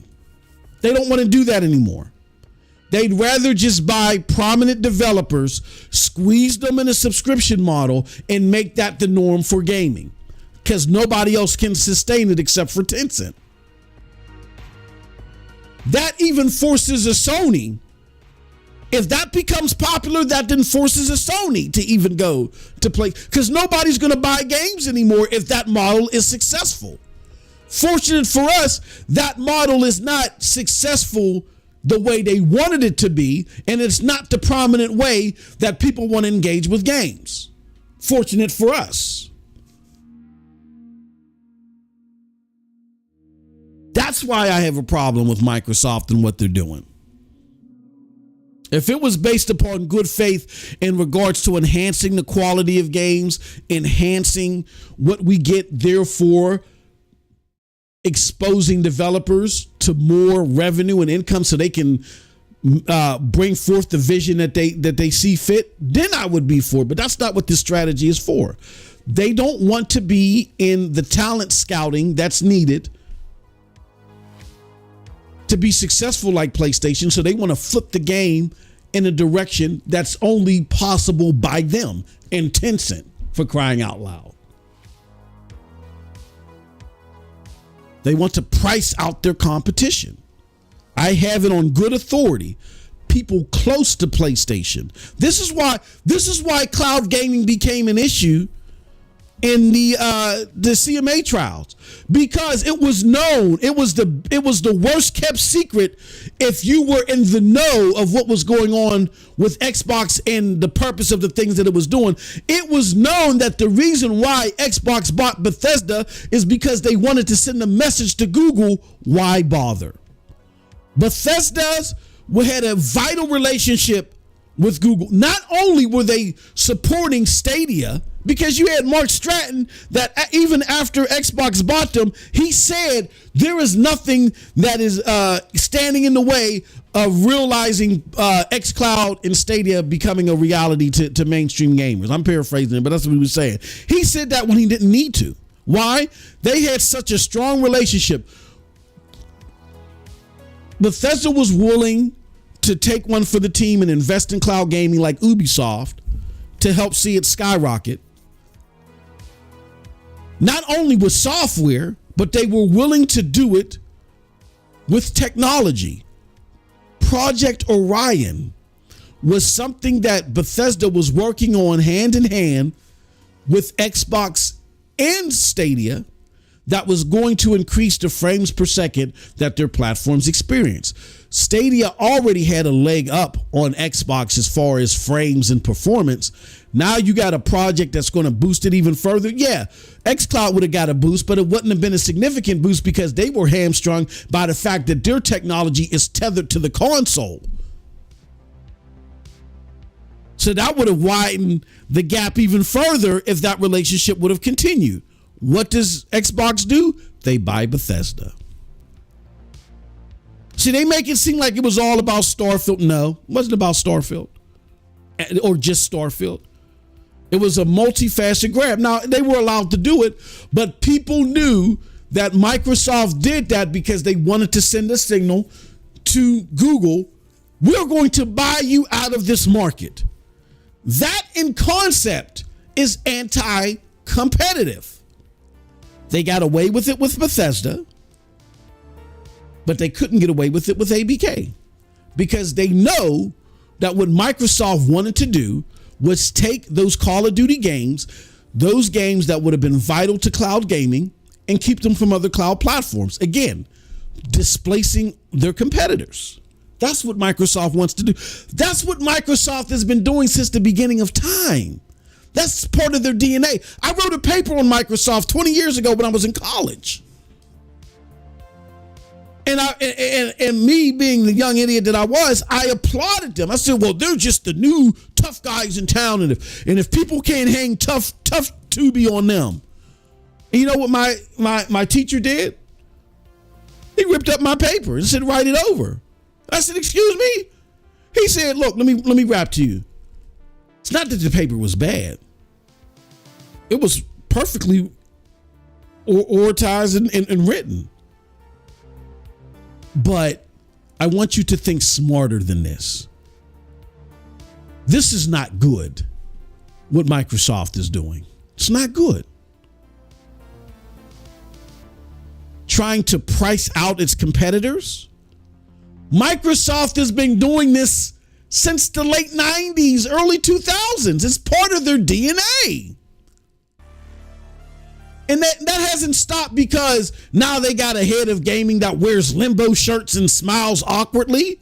And they got another guy that shaved his head and just sits there and looks like the mad scientist. As the CEO, and they're smiling all the time. That's smoke and mirrors. It is part of Microsoft's DNA to enter a sector, compete, buy you out, make you irrelevant, rinse and repeat. Microsoft doesn't want to compete and battle with you. They want to eradicate you.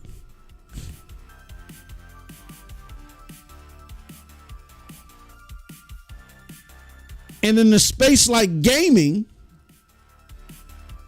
where you're trying to take out the artistry and the quality narrative that determines what's successful and make it about value and price and quantity, I can't co-sign on that. I just can't. And I won't. And that's why I'm against what Microsoft's business plan. But it's not even about being against their business plan.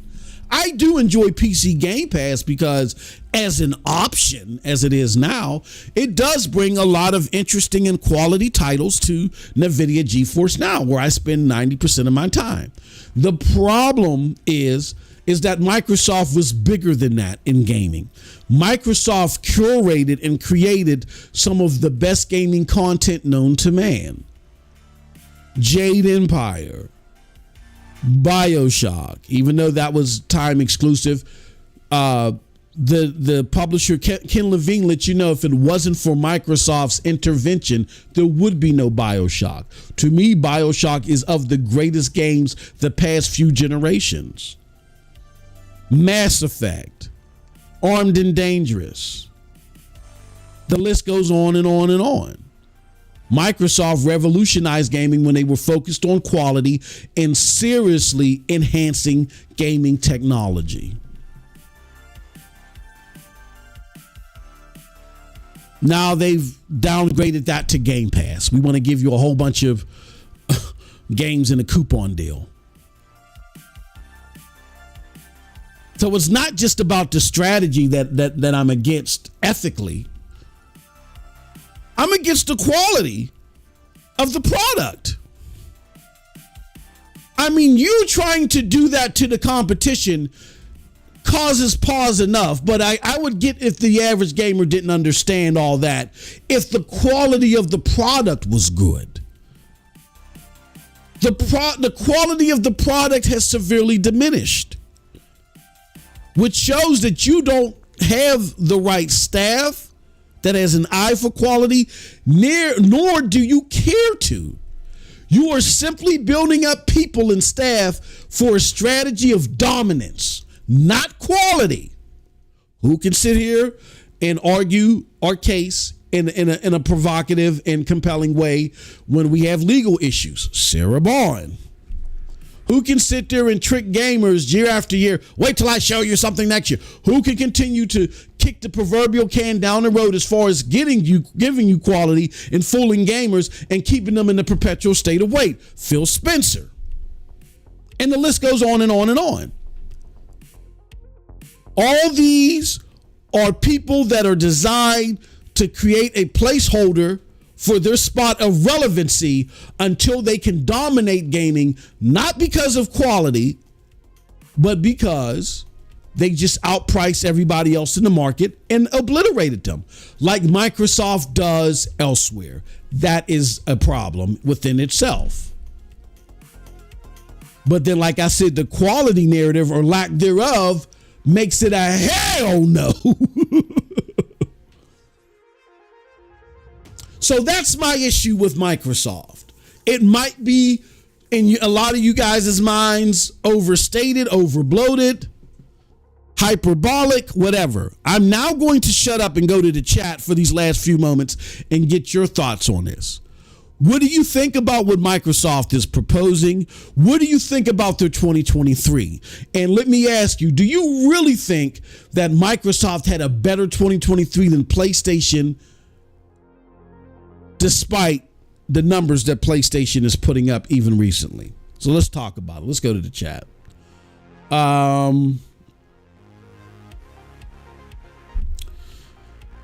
Casey says, okay, it's on Friday. Yes, sir.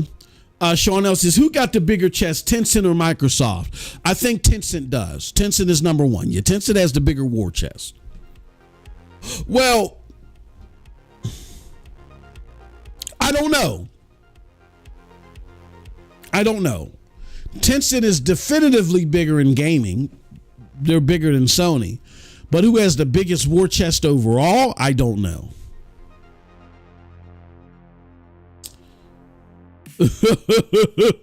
Cold Blood says, Jonathan Black Nut Cloud Service got the biggest. Shut up. Devil Shooter in the house. What's up, brother?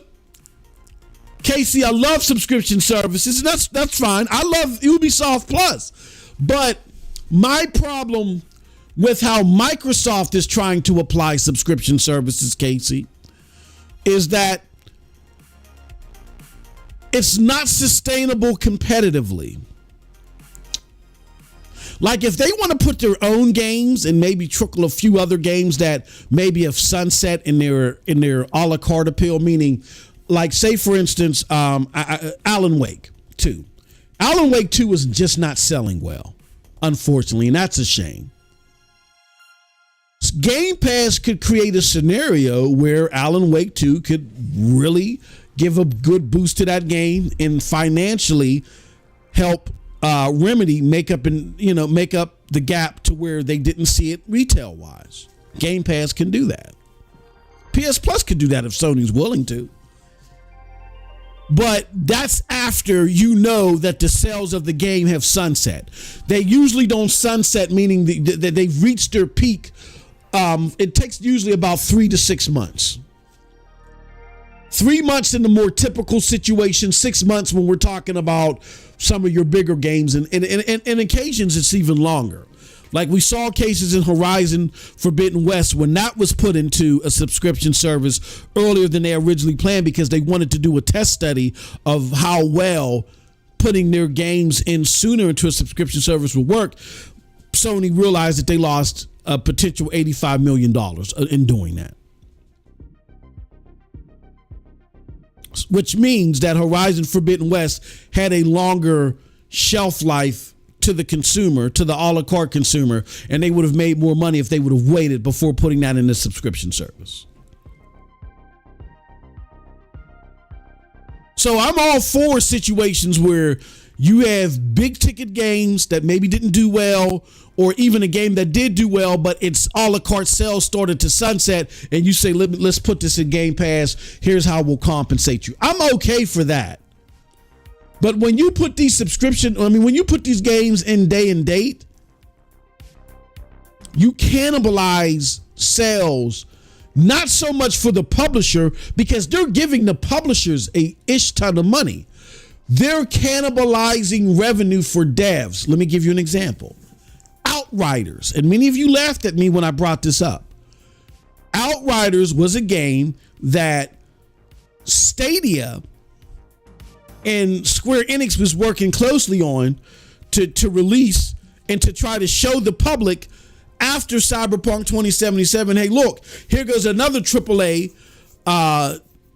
top regarded game that's going to work well on the platform. Now, it ended up not working well, so this wouldn't have worked anyway. But had it worked as well as Cyberpunk 2077, that could have been another boost or an injection for the platform to try to get it, closer to mainstream relevancy, right?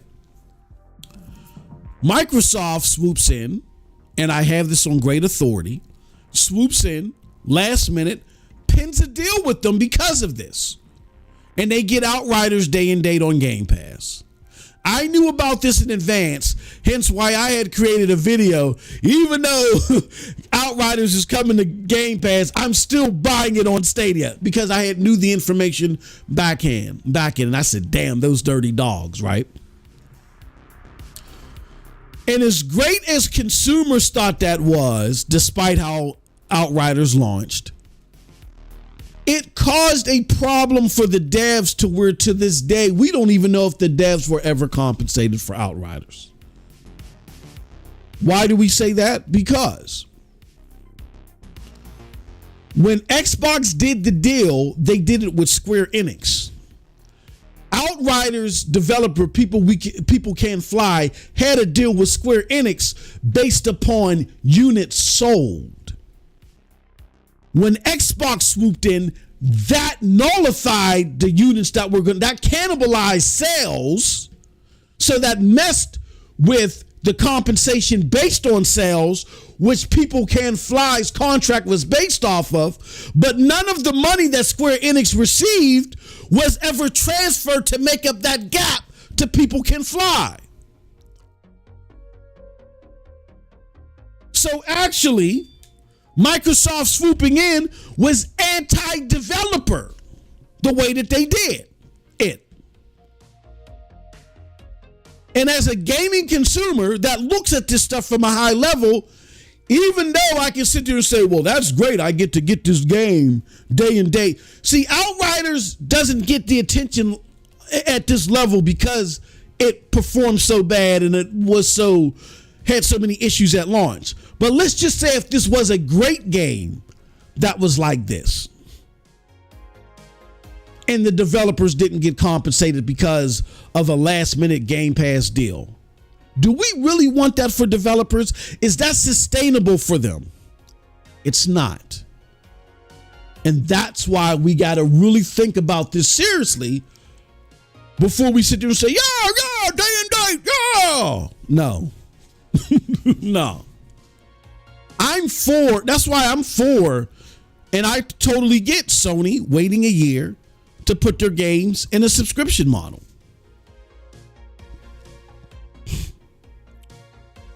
Because these games are expensive. The way that AAA games are subsidized, when these platform makers make these games, at least the way PlayStation does it, which I think is the model that people need to follow. PlayStation says, look, we're going to try to make a lot of AAA games. We're either going to try to build them ourselves or invest in them. We want to make a lot of AAA games exclusive to our platform because we really need to sell this platform, this ecosystem. But we're going to make a lot of them even though we know that 60% of them, 6 out of the 10 are going to flop. Only 40% of them are going to be successful. And out of that 40%, only half of that 40 is going to justify the other 8 being made. So when you look at, you know what I'm saying, the lineup from the PlayStation 4, it's feasible to say that, oh yeah, look, God of War did great. Spider-Man did great. Horizon did fairly well. Uncharted, did great, whatever. But the rest of the games, because of how expensive they were and maybe how much they really didn't sell enough to cover the expenses, God of War and Spider-Man allowed us to even still greenlight them, whether they were successful or not. Spider-Man and God of War allowed us to even give these a try for our consumer. That's the best scenario for the consumer when they say, you know what? There's a big risk in making these games, but we're still going to make them for our consumers because this is the stuff that people say that they want. We're going to hope that they engage with them as much as possible. But even if they don't, we know we got at least 2 games that'll justify the making of these other 8. You lose that appetite to get into that risk when your incentives are taken away. And your incentives are taken away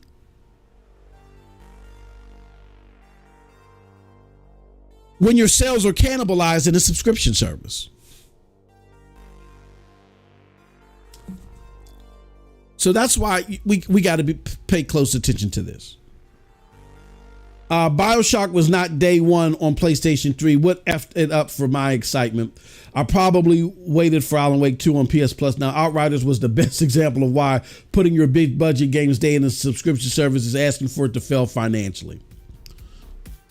Those are my thoughts. So to summarize this, because I got to go.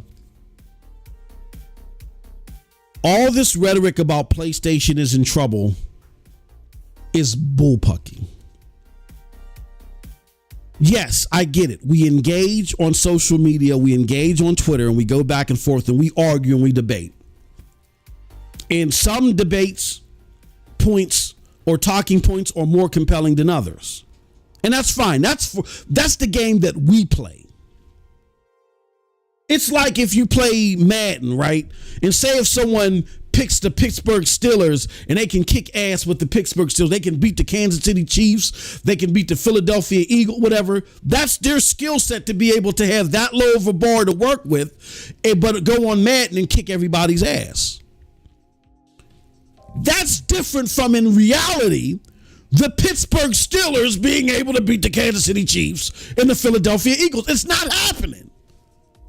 So in contrast, even though you can argue with a bunch of other nerds that, oh yeah, this is bad for PlayStation and oh, Connie Bond, even though you can make that a compelling argument to a bunch of other nerds on this cesspool of a social media app, that has no defining standpoint on the market, on how successful a product is, how successful a business is. The PlayStation is outselling Xbox 3-1. People are not checking for Xbox. They don't care.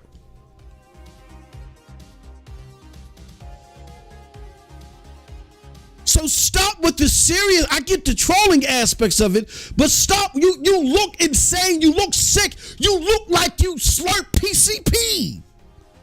When you feasibly, or when you try to make a feasible argument out of PlayStation has had a bad 2023. Why are y'all talking about sales? That's what you're supposed to talk about when you talk about the success of a brand. What are you smoking? You guys sound stupid. Stop blurring the lines between our own ish talking, us quote unquote, again, I'll use the proverbial example of playing Madden, us playing Madden and being able to kick ass with the Pittsburgh Steelers, to saying in real life, yeah, the Pittsburgh Steelers, would beat the Philadelphia Eagles any day because I was able to do it on Madden. Just because you were able to make a stupid, nonsensical argument sound plausible to another nerd, it doesn't mean that it applies in real life. In real life, PlayStation is not in trouble. Xbox is. Not Microsoft Gaming. Xbox is. And y'all know it's in trouble. That's why y'all want a 2026 next-gen console.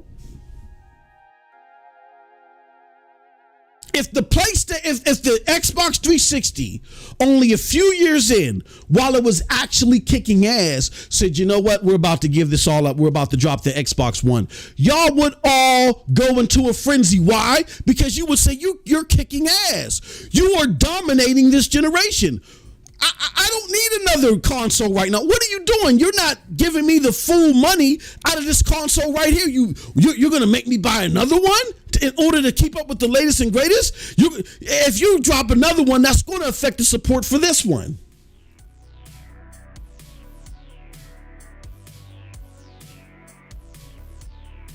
Hold on 1 second.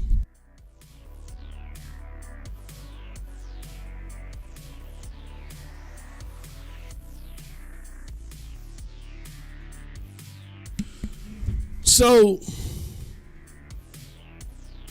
y'all got to stop out here in a serious tone debating this foolishness. It makes y'all sound insane. You are believing your own propaganda. Do what y'all do with y'all propaganda. Get clicks, get super chats, do what that's on these fools, these idiots that don't do their research and actually believe your stuff. Like, I get people that come in my comments all the time and they're going to do it for this video and say some of the stupid things that they hear from other podcasts. And then when I slap them down, they're like, oh, you pony.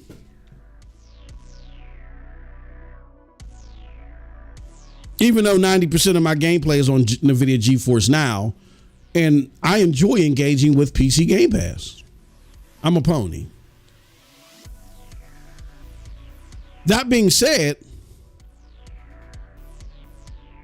when it goes beyond that, and you guys are visibly upset, and visibly disturbed, and visibly shaken, and visibly inquisitive, why are you guys talking about sales when you should be talking about? It's like you, again, arguing, I just beat the Philadelphia Eagles with the Pittsburgh Steelers on Madden 35-3.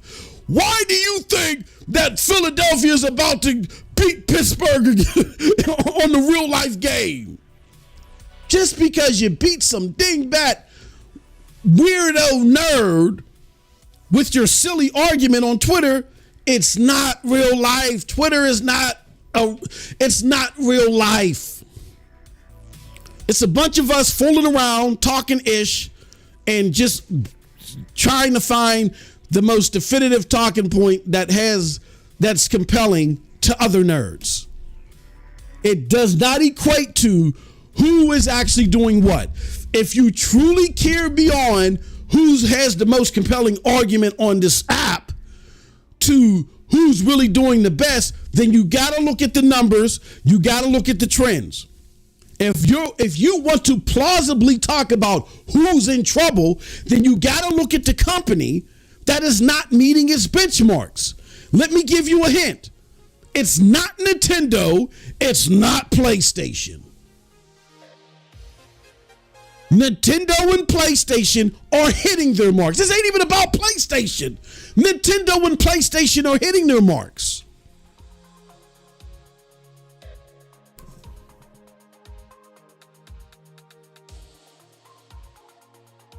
You had to go out and spend $75 billion to buy Activision Blizzard just to close the gap between you and a platform that just works exclusively with itself. You had to make a majority stake of what you do third-party development now in order to be runner-up to them.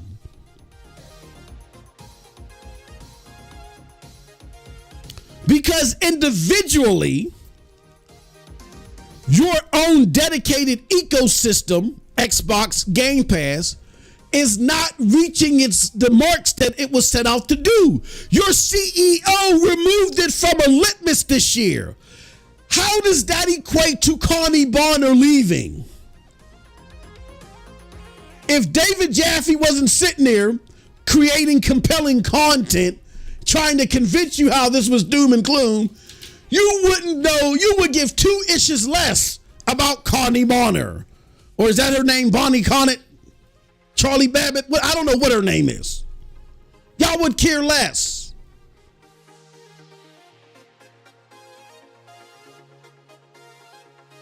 Xbox has a series of challenges that are going to be significant. Not Windows Gaming. Windows Gaming is going to be fine. Because as a third-party publisher that's looking to put his games everywhere, Microsoft will see success with the content that they just purchased. Xbox is a different matter. Xbox is their closed ecosystem, storefront, and Game Pass and subscription service. Their storefront, their ecosystem, their subscription service. That portion is not reaching the benchmarks that it needs to reach in order for it to be competitive in the spaces that a lot of you want it to be competitive in. Now, if you are happy with Xbox not competing with PlayStation, not necessarily putting out compelling content, if you think the content that they're putting out is just fantastic or great and you don't get what the big hoopla is about and you're not worried about PlayStation, you don't have anything against PlayStation, you just like Xbox, this conversation isn't for you. This is for those that are visibly upset and salty that people continue to face reality when it comes to this competition and not focused on Elon Musk's Twitter.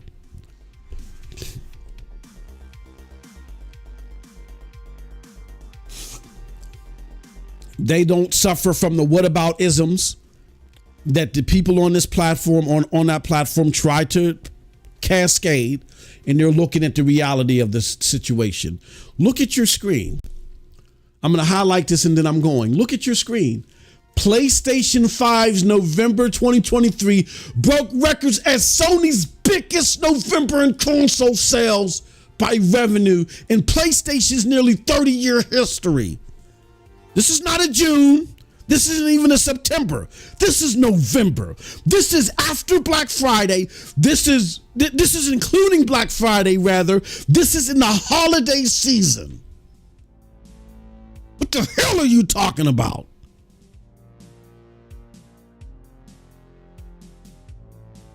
Cold Blood says, man, the engagement here on YouTube is so much better, Most. Maybe we should move NRO to YouTube. Possibly. That is a possibility. YouTube Twitter is driven by narratives, not facts. Microsoft needs to buy Insomniac, says Ron Slusher. So those are my 2 cents. I hope you enjoyed our Division 2 stream today. Shout out to the homie Casey for joining us. And we're going to do more of this. This is what I call Pew Pew Chat, where we play a little bit of games and we talk about the news while we're doing it. Yeah, man. There's a lot of, I hate the term copium, but there's a lot of it out here that you guys are just out of your minds. Pay attention to Twitter instead of paying attention to sales.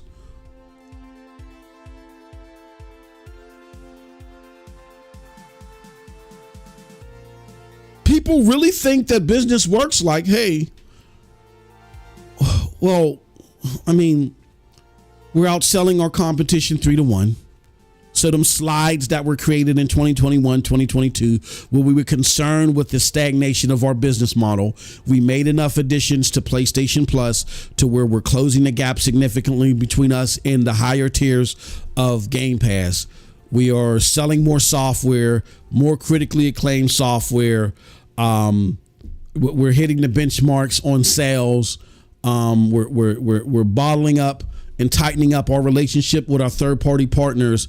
All that stuff is going great for us, and we're selling out. Yeah, again, we're outselling our competition 3-1. But yeah, that's great, boss. Well, you know, I hate to sound greedy and stuff, but normally we pull out the champagne in these occasions. But you look upset. What's wrong? Well, son, we should be upset because, to my dismay, I went on Twitter today and I saw that J-Dub was out-debated by Tim Dog, and they said, we're in trouble. We can't celebrate, guys, and as a matter of fact, security, come on in. I'm going to have to send you home. We lost. Tim Dog said so. We lost. Like, really? Y'all don't know the difference between simulation, ish talking, non-factual, you know, just fun-filled debate. Y'all don't know the difference between that versus reality. Maybe we should bring this our podcast to YouTube so we can generate enough revenue to get you guys some CAT scans. That's it from your boy MM2K. Until next time, y'all be safe out there. Stop eating them paint chips, and you have a wonderful gaming day. Peace. Hold on. Before I go, I see something that Samuel Walton says, if anything, people should be worried about the lack of sales for Xbox. Microsoft isn't going to keep pumping money into a product that's not selling. That is the hip hop quotable of the day. These are businesses at the end of the day. Microsoft is willing to loss lead because they have an agenda. The agenda is we want to flip the market to where we do what we traditionally do. Purge off our competition, because our competition cannot. If we can flip the market and make it about subscriptions and value with high-end games, the rest of the market can't keep up because they don't have our war chest. It'll just be a two-way battle between us and Tencent, and we're cool with that. But if that doesn't come to fruition, it's like Sam says, something got to give. And will that be Game Pass day and day? Who knows? Something's got to give. You're not going to continue to get the same thing. Understand how the real world works, not Twitter. Do you understand? And then I got to go with this because I got to make dinner. It's my job today. On Wednesdays, I make dinner. Do y'all understand that when Sarah Bond was made president of Xbox, her duties included all things the Xbox console, Game Pass, the Xbox stores, which will include Windows Store and even, I would believe, Battle.net. And content creator, and I'm paraphrasing this role, but content creator relations. Like, they really wanted that to stick out, content creator relations. What does that mean? That means that they understand that their own numbers can't speak for themselves, that the general gaming populace will not do this for them, that the only people that are spreading the word of Xbox and trying to keep it with some relevancy globally are the Xbox fanboys. So we need to keep them enticed. That is your job, President. This is vital to our existence. Because again, our numbers don't speak for themselves. Therefore, the general gamer isn't going to do it. The only people that is striking a chord with our platform are the fanboys. So let's keep them engaged. Keeping them engaged is so important that we're actually going to make it a visible role for the president of Xbox now. That is profound. I'm out.